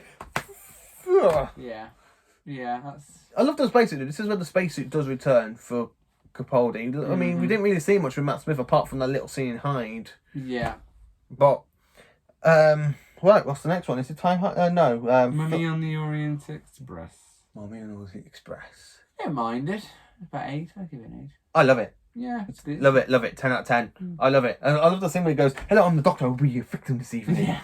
That scene, that always makes me laugh. And then he does that little line to Clara, says, "No, I'd let everybody die, and I just saved you." And it's another call back to the end of series 5. 5, where they have yeah. a phone call about it, and it's like... Yeah. It's a good episode, really good one. I love the mummy, and I love the design of it. So, Flatline. And it's another 10 out of 10 for me. I love Flatline. I love Flatline. I love the bit how he has the TARDIS is shrinking, and you got the train coming, so he's like having the TARDIS going here, and you guy like coming like a spider sort of thing, and he does the little dance going and the TARDIS falls down. He's like, and he hits the emergency. Yeah, that's amazing. I just love it, and then Clara reboots it all, and the TARDIS comes back to normal by using the power against them. It's another good little episode. Yeah. So, if I'm corrected, it is Forest of the Night. Yeah. 2 out of 10. 2 out of 10 for me. Yeah. I find it so dull. I find it so boring. What is this episode? As if it's got, themes for climate change. I suppose if it's stuff like that. Yeah, but as an episode of Doctor Who, how it's... Yeah, what is the point of it? What is the point of this one? That's the thing, nobody knows. Nobody talks about this one either. No. Nobody. No. So, it's going straight into the next one, which is Dark Water and Death in Heaven, and... Dark Water is 10 out of 10. That first part sets it up great. Yeah, I do agree with you on that one, 10 out of 10. But for me, second part dropped. 5 out of 10. All of it just to give the Doctor an army. A dead cyber pollen creating dead humans into Cybermen, just for an army for the Doctor. Makes no sense. Yeah, because if Missy being the Master would have used it to destroy the Doctor. Destroy the Doctor on the universe. Or try and break his heart. Yeah. Try and rip out his hearts to destroy, because it's the Master. It's what the Master does. I think some of the moments with Missy were a bit forced to try and make her seem more like the Master, like where they killed one of the Osgoods. Yeah. Thinking it was like, you've only just done that, so she comes across more as the Master. She didn't really prove herself in that episode until that point, really. But I don't mind Missy. Missy's alright. But it's one of the worst two-parters. It's series finale as well. It doesn't go the direction that should have done. It, yeah. So, Series 9, and I don't even want to talk about this one. I don't like Series 9. It's probably like Series 6, isn't it? It's a bit like Series 6, but yeah. I love the beginning with... The Daleks. That's a good one. Yeah. Last Christmas. Gavros's deception. I actually fell for that. He you? opened his eyes and he was crying, and I actually felt sorry for him. I actually didn't. I didn't until because I forgot that he had the evil plan with Colony Salvans and the wires. Because I was just so drawn into what Davros was doing. I just forgot it, and I was like, no. Then you got that ghost episode. That's a downer. That's a downer. Yeah. That one I'm not looking forward to be watching. Nope. Then you got is it? Girl Who Died, Woman Who Lived with. They're both 6 out of 10. Yeah, same. They're not powerful. I'd agree. The Sargon Invasion. 10 out of 10. 10 out of 10 for me. 7 and 8 for those. The- The Doctor's speech in that one. Yeah, but the thing is, though, it's a continuation from Day of the Doctor, which is what we should have had in Series 8, really. Yeah. It's what I said to you about Series 8 when I rang you about it, remember, after we watched the Simon part. Yeah. We both turned and said to each other that the Saigons should have really returned. Should have been there, really. Yeah, but it's good to have a connection back like 2 seasons later. Yeah. But the Doctor's anti-war speech is brilliant. Yeah. It is brilliant. The Doctor's anti-war speech, and what else can we say about it? Not really much, is there? No, it's a good episode. So what's next then? Sleep No More. Oh, 1 out of 10. So boring. I like the idea of where it was going. I felt like the way they ended it felt like there should have been another cliffhanger. There was actually, they were supposed to do a sequel in Series 10, but they cancelled it for the Ice Warriors. Right. Because it was written by Mark Gatiss. Yeah. And then he was going to continue it, but then he said, no, I changed my mind, I want the Ice Warriors back. Right. Yeah, I didn't mind. I'd probably give it a 6. Yeah, it's a 1 for me. So, Face the Raven, 10 out of 10. I love it. I'd give it an 8. I didn't agree with Clara's decision to sort of take it upon herself to do what she did. And then her death almost pointless because Moffat can't kill anyone off properly. Yeah. I totally agree with you on that one. But seeing Capaldi's rage at the end, you'll find it's a very small universe when I'm angry with you. Yeah, that is a good one. That is a good one. So, Heaven Sent. It's a brilliant one. 10 out of 10. The Doctor on his own inside the convention dial with the is it the void? No. The veil. With the veil. And him running away from the veil. Punching his way out. And him trying to lie, like that lie he says himself. And he realizes if he has to lie because it kill him if he tells the truth. Yeah. Well, no, it kills him if he tells the lie. He backs off if he tells the truth. And he just lies in it. And he makes his way. And it's just such a good episode. Yeah. And Hellbent, the worst one of the series. I really don't like Hellbent. I didn't mind it as an episode, but the story where it went was The only good episode. very out of character. The only good thing about that episode, we had the new Sonic. Yeah, no, good Sonic. I like that Sonic. Yeah. Design. I like that Sonic design. We had a new Sonic. Yeah. I love the new Sonic design, and we got rid of the Sonic shades, kind of. Sort of. Yeah.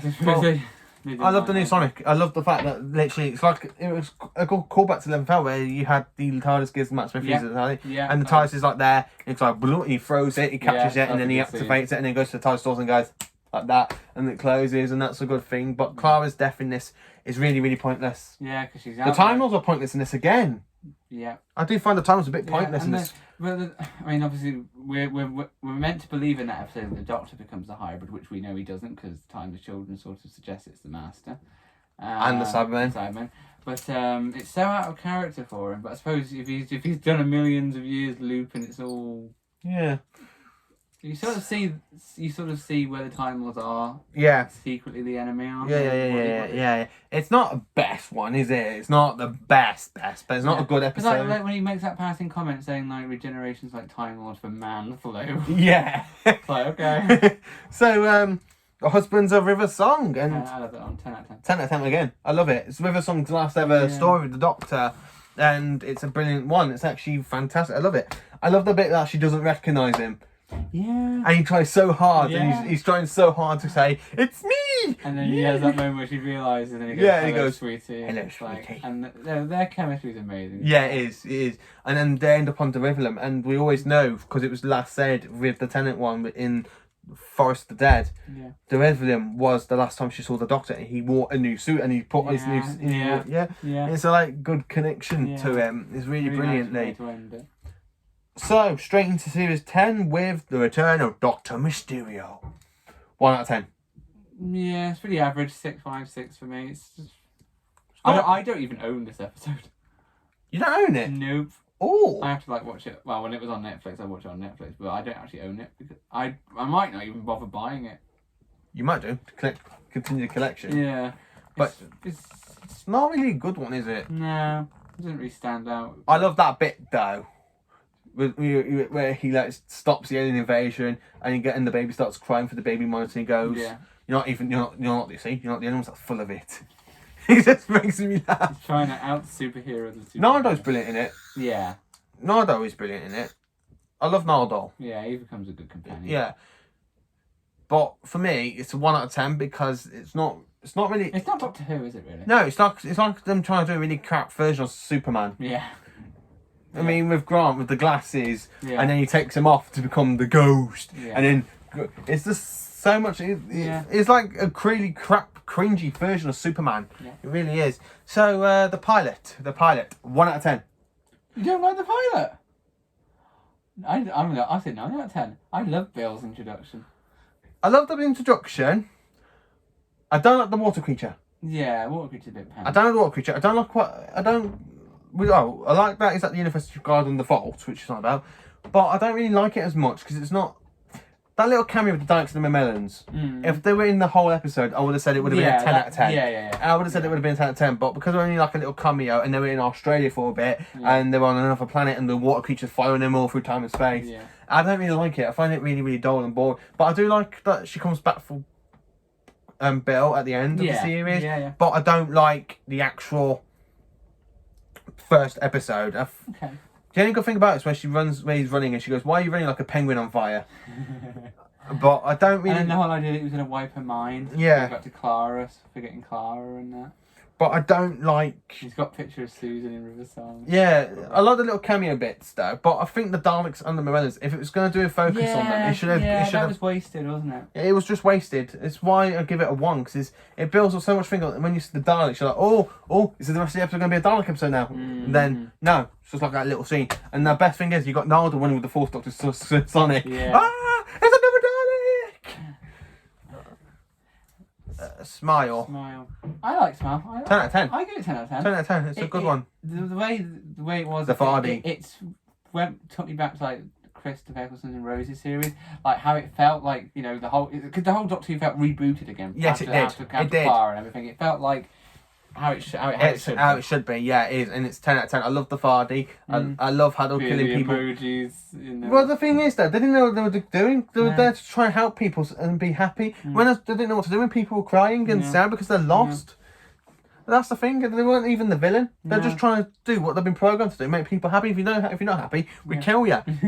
It's just one of those. Into fertilizer. Yeah, it's just one of those things. Nobody actually tells them what to do. Yeah. So, Good. Finnice. Oh, 10 out of 10.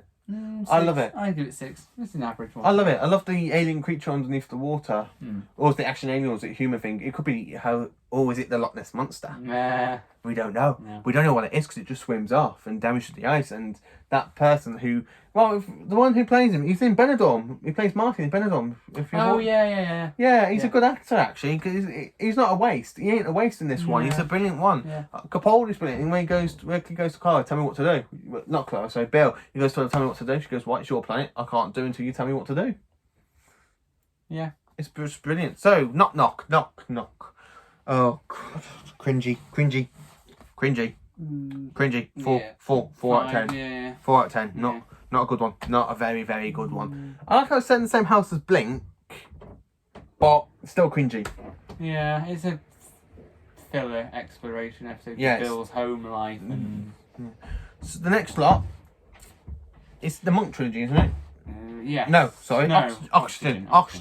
That's another good one. He goes blind. The Doctor has a consequence. That's what we needed in the show. Yeah. We needed the Doctor to have a consequence. We see it with Eccleston and we see it with Tennant. We lose it with Smith, but we got it again. And he goes blind and he suffers. Yeah. And then this why it's a 10 out of 10. But then you get to the Monk trilogy and it's like no. At the beginning, it starts off all right. Yes, the monks. Again, with him being blind but it's like another Doctor out of another universe calling for help. Yeah. And that sets up to be something quite amazing, but then it loses it as it goes on. Like No, it kind of loses it in the last episode. The end part. Episode, what's it called? Extremis? No, Live of the Land. Yeah, Live of the Land. It's not a really big one. Not a really big one. It's really dull. Yeah. That one's just boring. The world's saved by Bill's mother inside her mind. Yeah. The Doctor gets his sight back, which is good, but that's because of Bill messes it up again. But the whole him pretending to regenerate, that's a good scene. But then would Bill know at that point? Obviously, they don't have a conversation on screen about it. But... No. So, next after that, it is Empress of Mars, and it is another Ice Warrior, and we have a new introduction to another Ice Warrior, the Queen of the Ice Warriors, which has never been mentioned. We've had in Doctor Who, we've had the Ice Lords for the Ice Warriors. We've had Ice Warrior Troopers. No Queen, and this is just a brilliant one. Brilliant one. I love it. And what's the ones they bring back at the end? Alphas and Alpha Centauri. Alpha Centauri was actually introduced way back in season 9.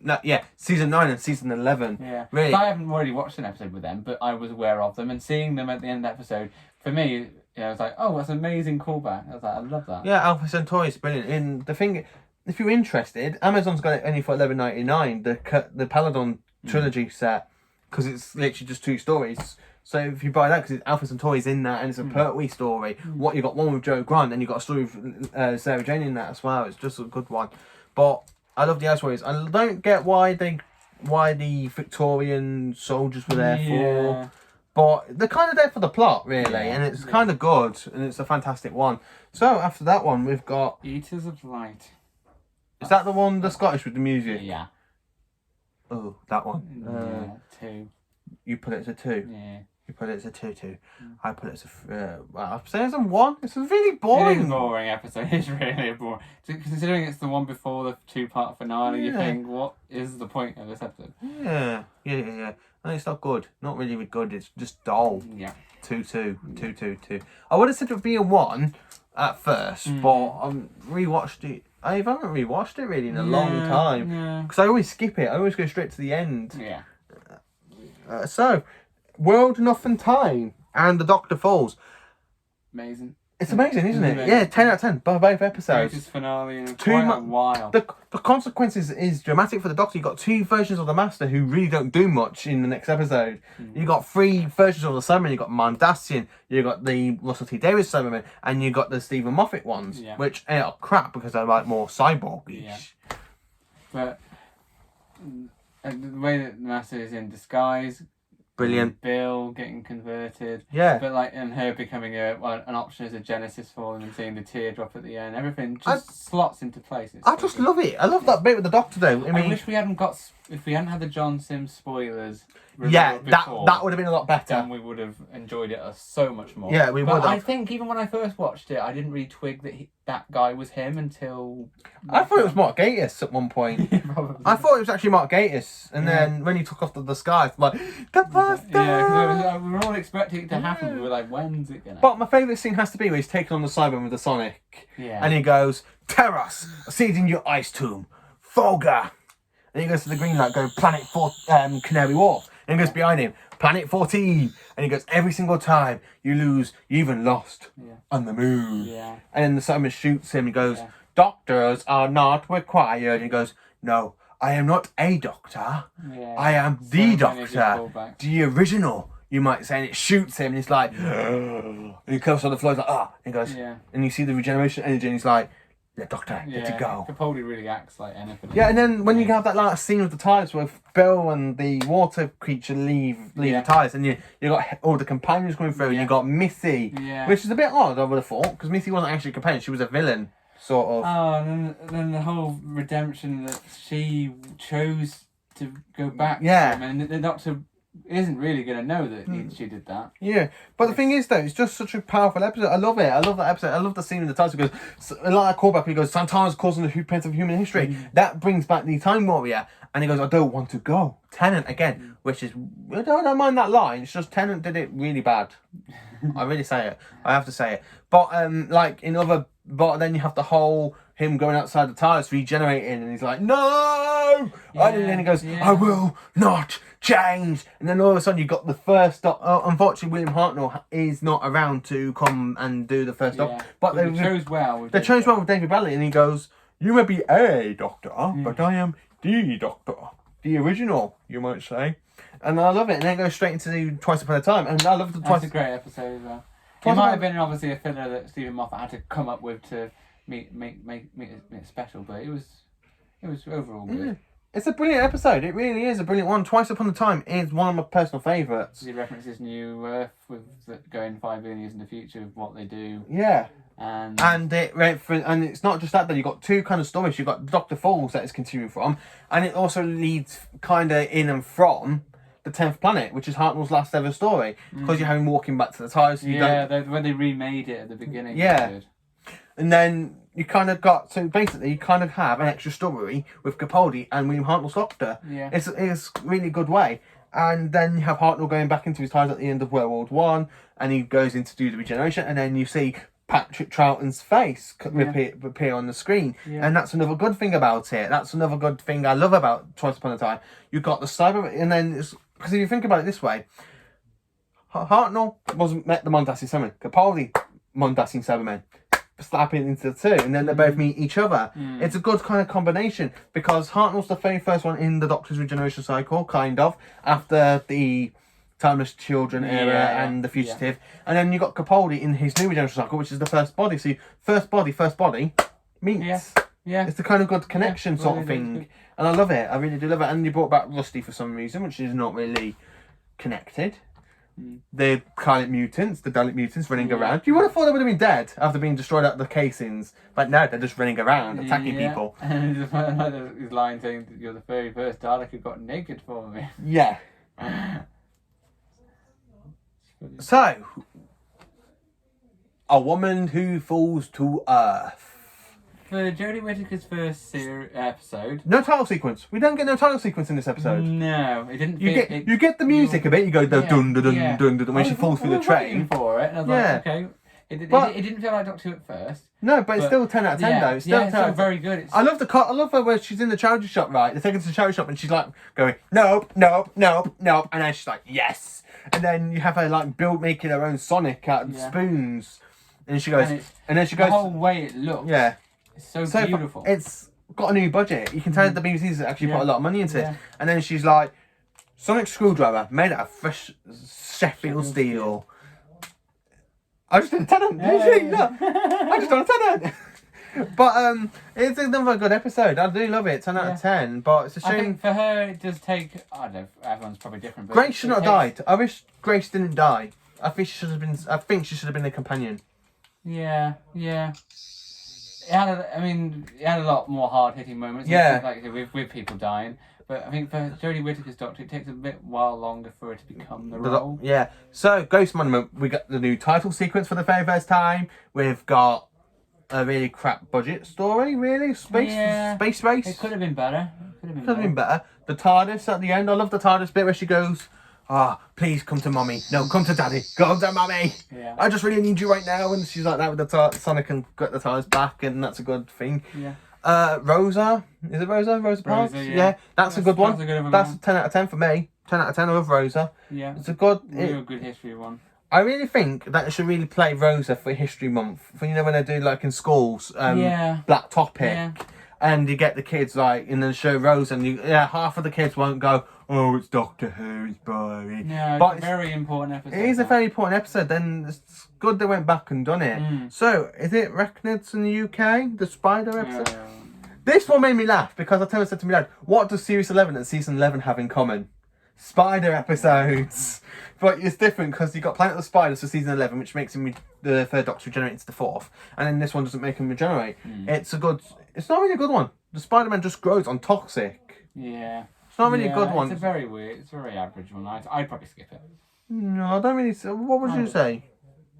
I say it's about a 1 for me.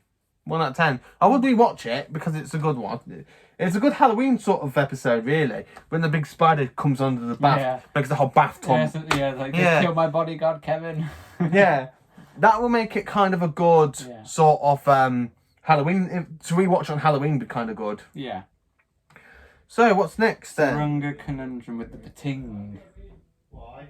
2.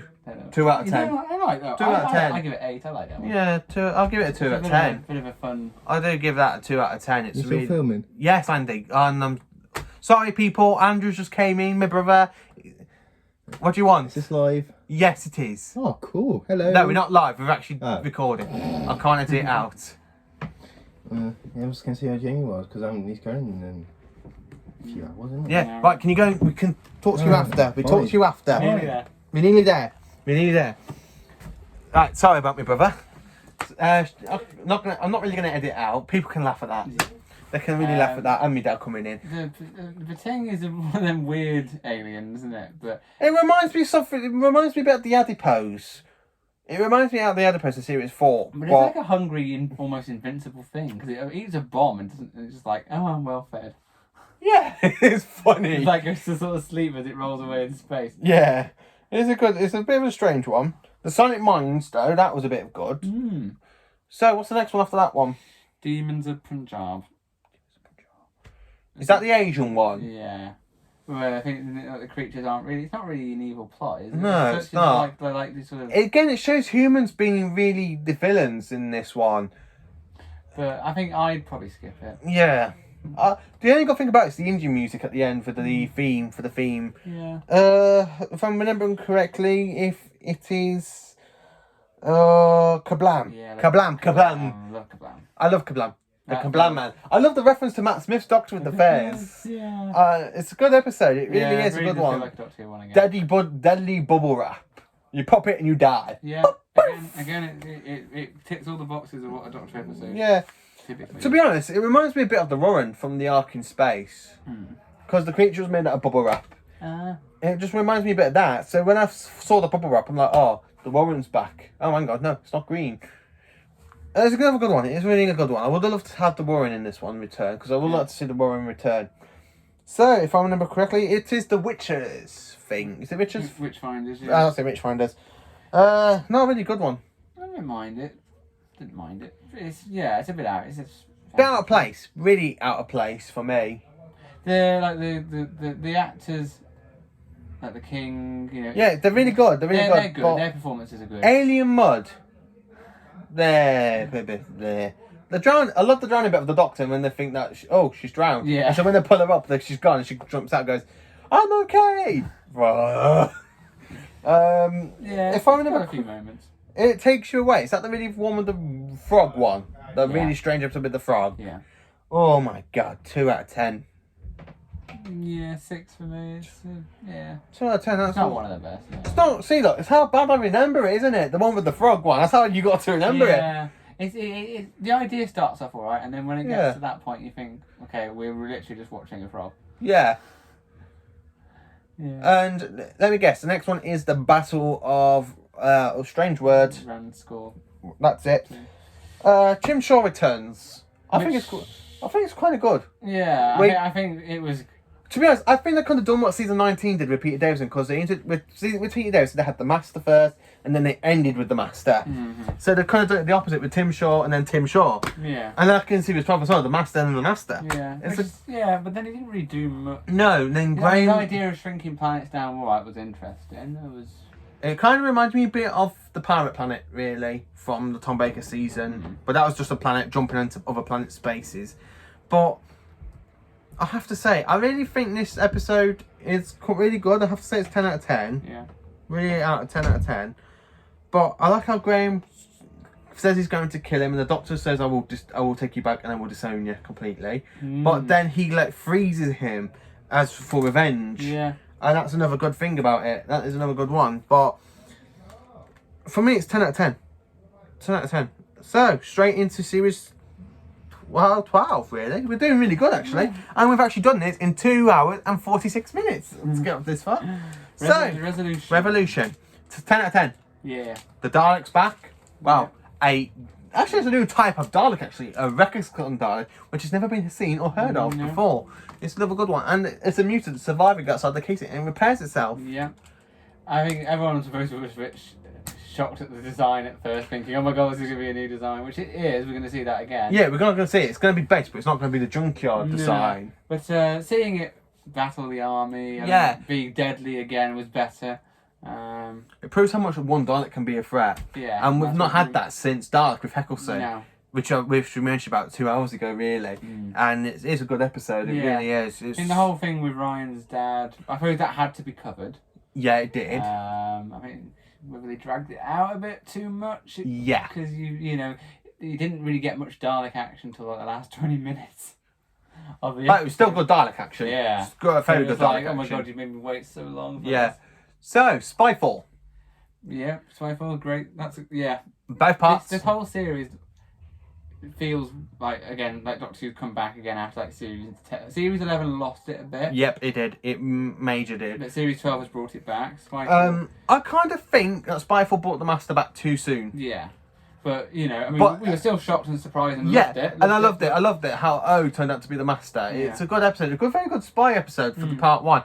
Part 2 kind of loses it because they go back in time. Yeah. And then the Master. Very different direction. I do love the callbacks though in that episode where the Master brings out the TCE and strinks people with it, and then the Eiffel Tower. Yeah. And he talks about how he brought.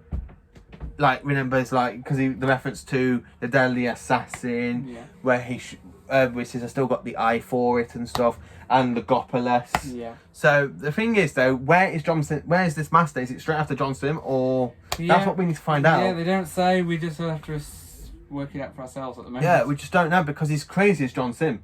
He is crazy as John Sim. It's just another good episode. Yeah. It's another good Master. So, if I remember correctly, Spyfall in part 1 and 2, and then it went to Orphan 55. That Earth one, isn't it? Yeah. The Earth, that kind of multiple. We that, turn into sort of creatures. to be honest, I thought it was the Hoyks. Yeah. I actually thought it was the Hoyks return, the big return of the Hoyks. I actually thought it was another alien world, and then when it says, "Oh no, it's Earth," it's like, "Oh my god, can it not be an alien planet?" Yeah, and then the character. I love that bit with Ryan where she literally pinches the ear and he's like, "They're sucking his thumb," and then she goes, "Oh, don't worry about the bats, they're imaginary," and he's like, "What?" Oh, oh.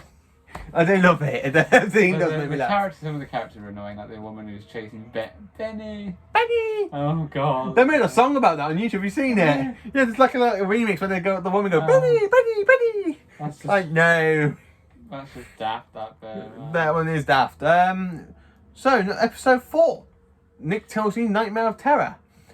I love it. I thought it was the return of the Arachnos. Yeah, I did think. It does look very, very. But the creature that got to play the Queen is actually the woman who plays Rana Chancellor in the Sarah Jane Adventures, which is another good use of the actor. And it's brilliant. It really is brilliant. I love it. I really do love it. And you got a cool reference to the St. Lawrence with the St. Lawrence gun. Yeah, it was a surprise seeing that.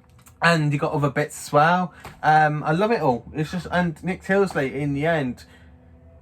Oh, the rivalry, and it explains a lot about the rivalry between Nick Tilsley and Thomas Edison, really. Yeah, which again is a good history part. It's a really good another history episode. It really is. So, episode 5, Fugivo de Juju, 10 out of 10. Well, in the middle of watching this episode, I had to message you and go, yes, see what Doctor Who have just done. Yes, you did. Yes, you did. You major did as well. It was brilliant.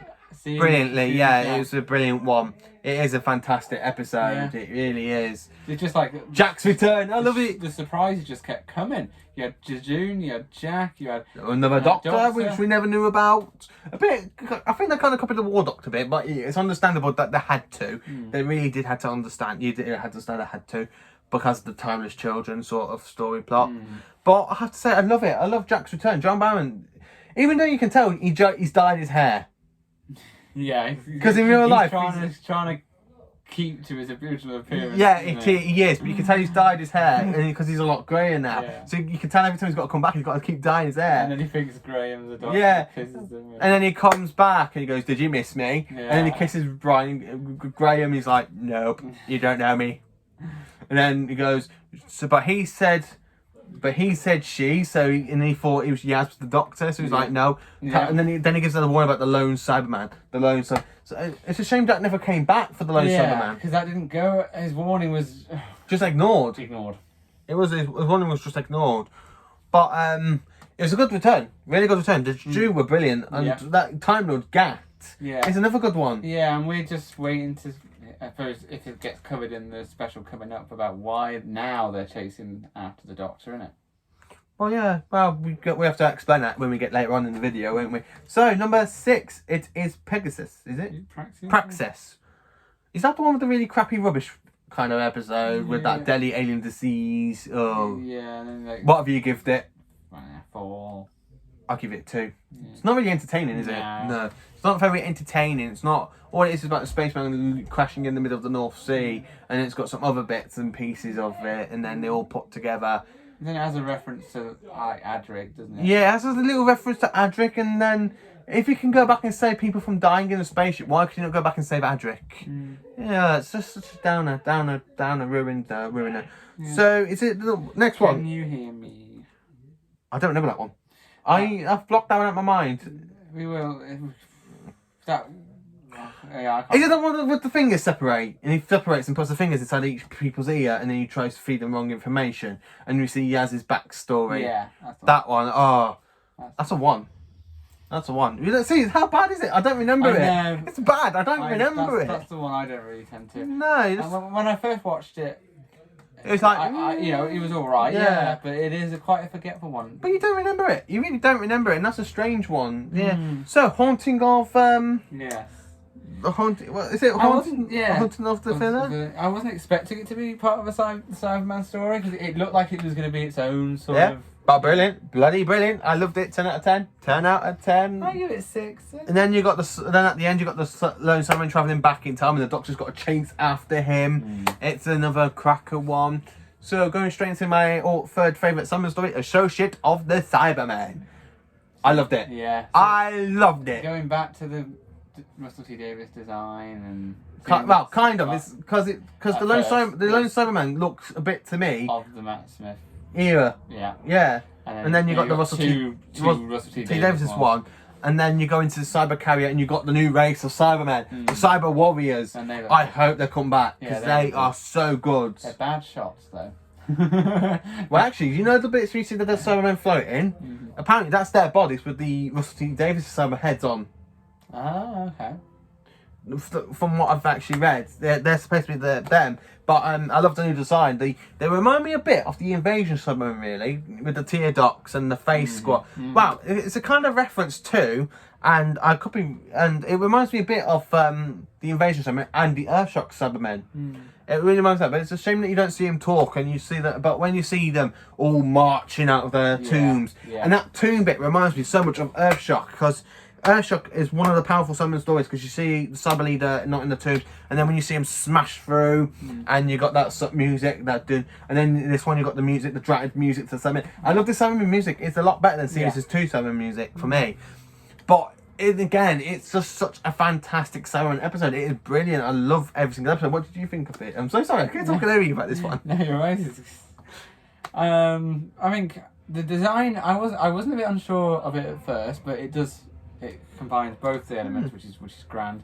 I think the overall plot of it at first, it overall was fine. I think they weren't as deadly as they could have been. Like they didn't really. But the design is gorgeous, though. It's the only time you can actually say to someone, "Oh, you're gorgeous, aren't you?" Just look at the design of it. They kind of forgot them in the second part, didn't they? Because they were focused on trying to. Hang on, we don't get there first. Right? Because keep talking about social the Cybermen. There's so much to talk about this one.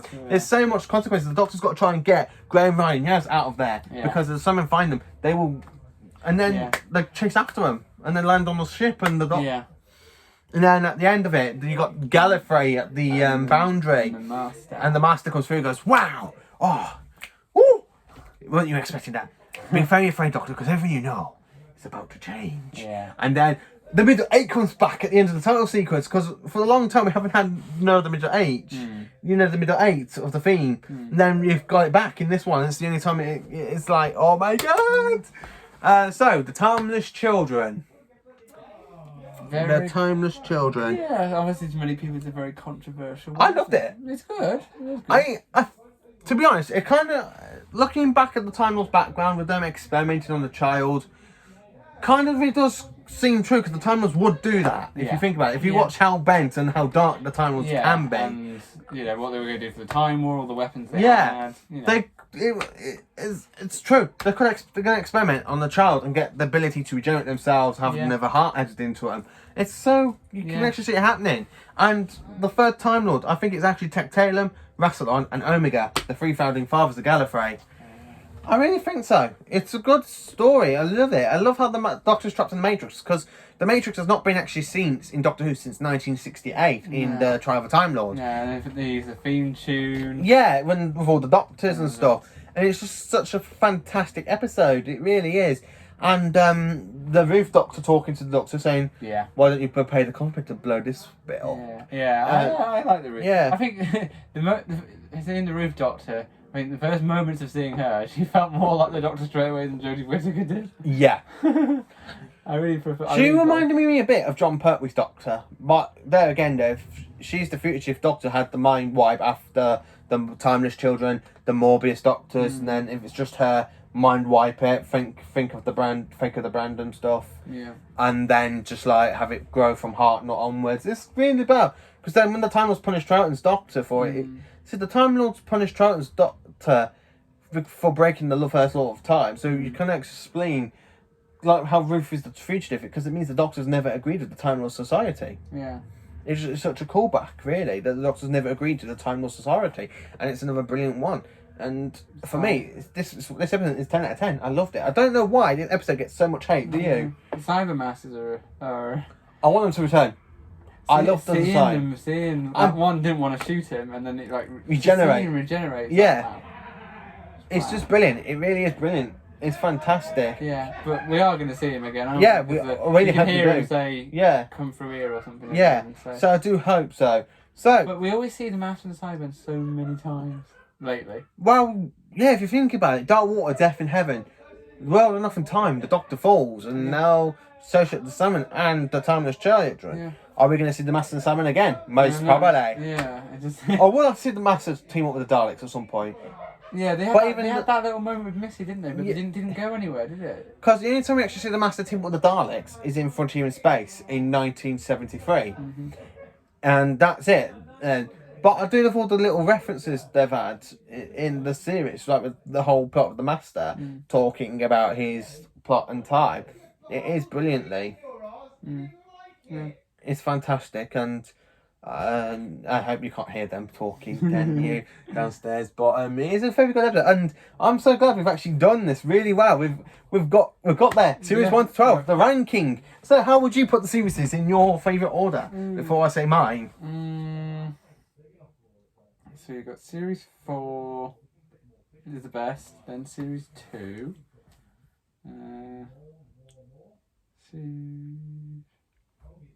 Series 5 and 12 are sort of around the same. Neck and neck. See, for me, it would have to be series 4 first, then series 10. Yeah, 10's good. No, sorry, I've got that wrong, sorry. It should be series 10 first, then series 4, then series 1. Series 12's gone up a lot. Yeah. Series 12's in fourth place. Surprisingly, actually jumped up for us. Then series 8 in 5th. Yeah. Series 7 has gone down a bit for me. Yeah, it's an alright season. It's an alright.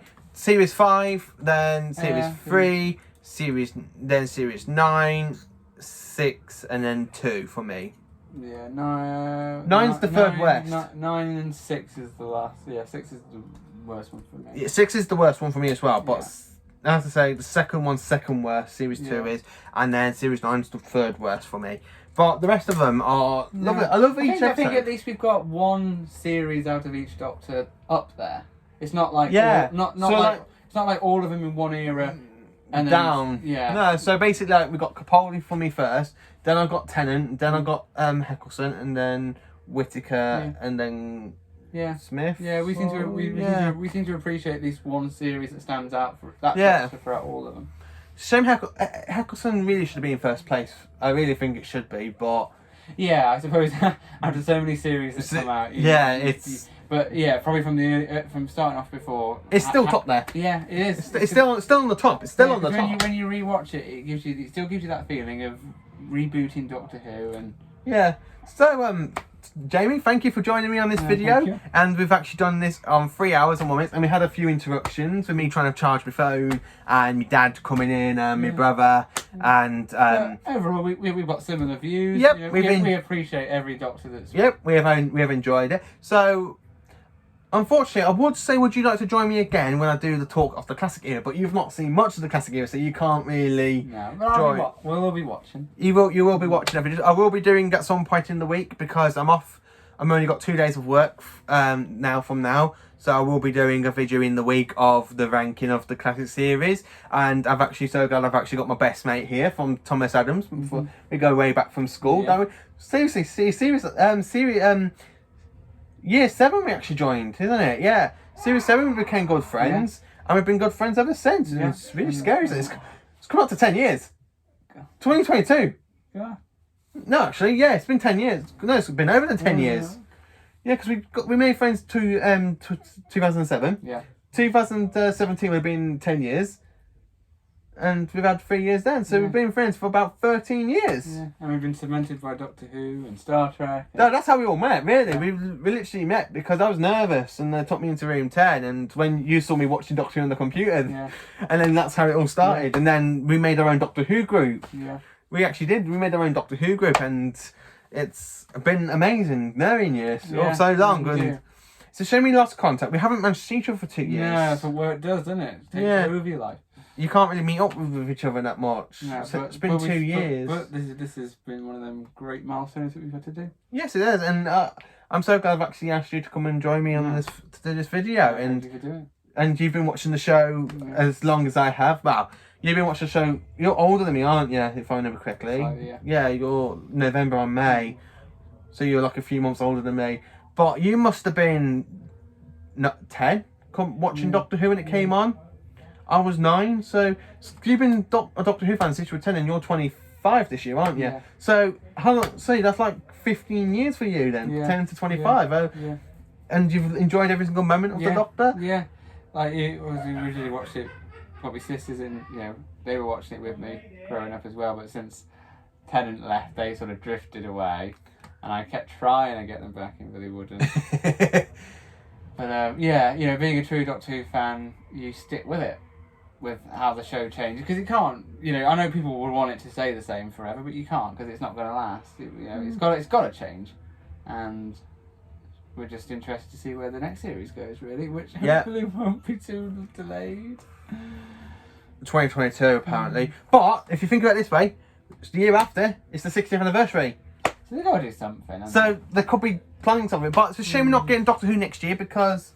Next year, it's the big anniversary of the Master as a character. It's his 50th anniversary.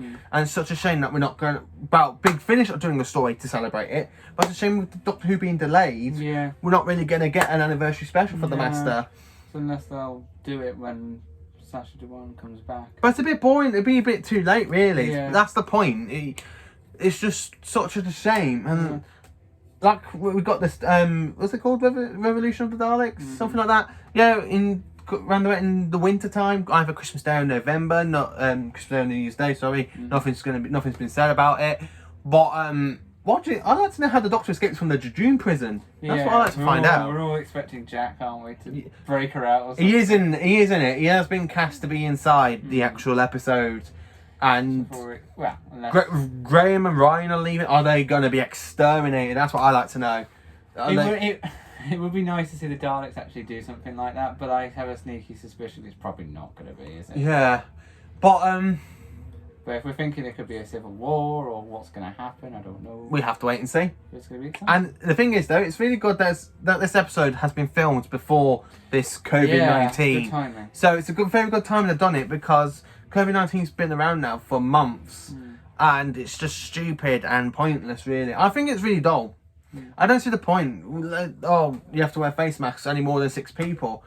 I think we've done it a bit too late. But saying that, if we are going to go for another lockdown, like people say in the second lockdown, I do hope that the Lockdown Who starts back up again. So we can. It gives us something, doesn't it? Yeah, it gives us something to watch. Or to be honest with me, I most probably watch the classic series and make me wave. Well, we've got a whole year of no Doctor Who after the Dalek episode. No, so there's going to be plenty of time to rewatch them.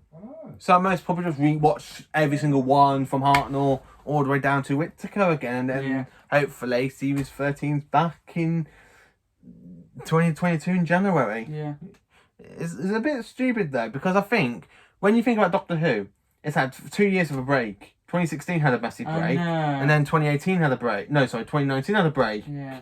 And now 2021's having a break. Yeah. So it's a bit... Yet? No! Fuck's sake. Sorry. Sorry about me, brother. That's all like my brother. But yeah, because we got so used to every year there being a series, and then even having the Matt Smith breaks was painful enough. Yeah, it was actually. Yeah, parts. Having the series split, which was different, but I actually find it quite better that way. yeah, so like the. But what they did with Series 7, Yeah. I loved it because you had the September slot to October slot, Yeah. then you had the Christmas slot, so you kind of had like Yeah. a month kind of Yeah. break, and then you had another The month. car, and then... that half the car, it still felt like a full series. Yeah, it did. It actually did. So thank you for joining me, And you. and I hope you have enjoyed sitting here talking to me for 3 hours about about ranking these episodes. Yeah. And I am sorry about my dad interfering, my brother. And me putting the phone on charge. So I can't really edit them out, really, can I? Because It gives it that homemade feeling. yes, it does. But it is a good episode. Doctor Who is an amazing one. So please come and join me again in some point in the week. I will be doing a review on the classic era of the show, starting from season 1 all the way down to season 26. But unfortunately, I can't talk about the missing episodes in them because the episodes are missing, and I haven't really watched them all. I've read them in Target novels. I've heard some of the audios, but I can't really add them in as a full series general yet until I hear every single one. So I most probably just skip. I'm going to just skip a few stories, which will make a good introduction, I think. Yeah. But from season 7, they're all there. And I hope you've enjoyed coming over. Yeah. It's been an honour to have you here talking about and ranking Doctor Who with us. And thank you everyone for watching. Oh yeah, thank you. And please do like, share and subscribe my videos. And would you be happy to come again? And of course, yeah. We could do another video, favourite TARDIS in 10 years, and other stuff. It'd be an honour to have you back again. And this is the first time on my channel I've actually had a guest with me to... He's growing as a channel. Well, I'm trying to grow. Only 36 subscribers. Yeah, ain't too bad. Got to start somewhere. Yeah, but please, as I said, please like, share and subscribe my videos. And if you're a big Doctor Who fan like us, have a good day if you want to pick up one of the screwdrivers. And same here with me. And have a very, very nice day.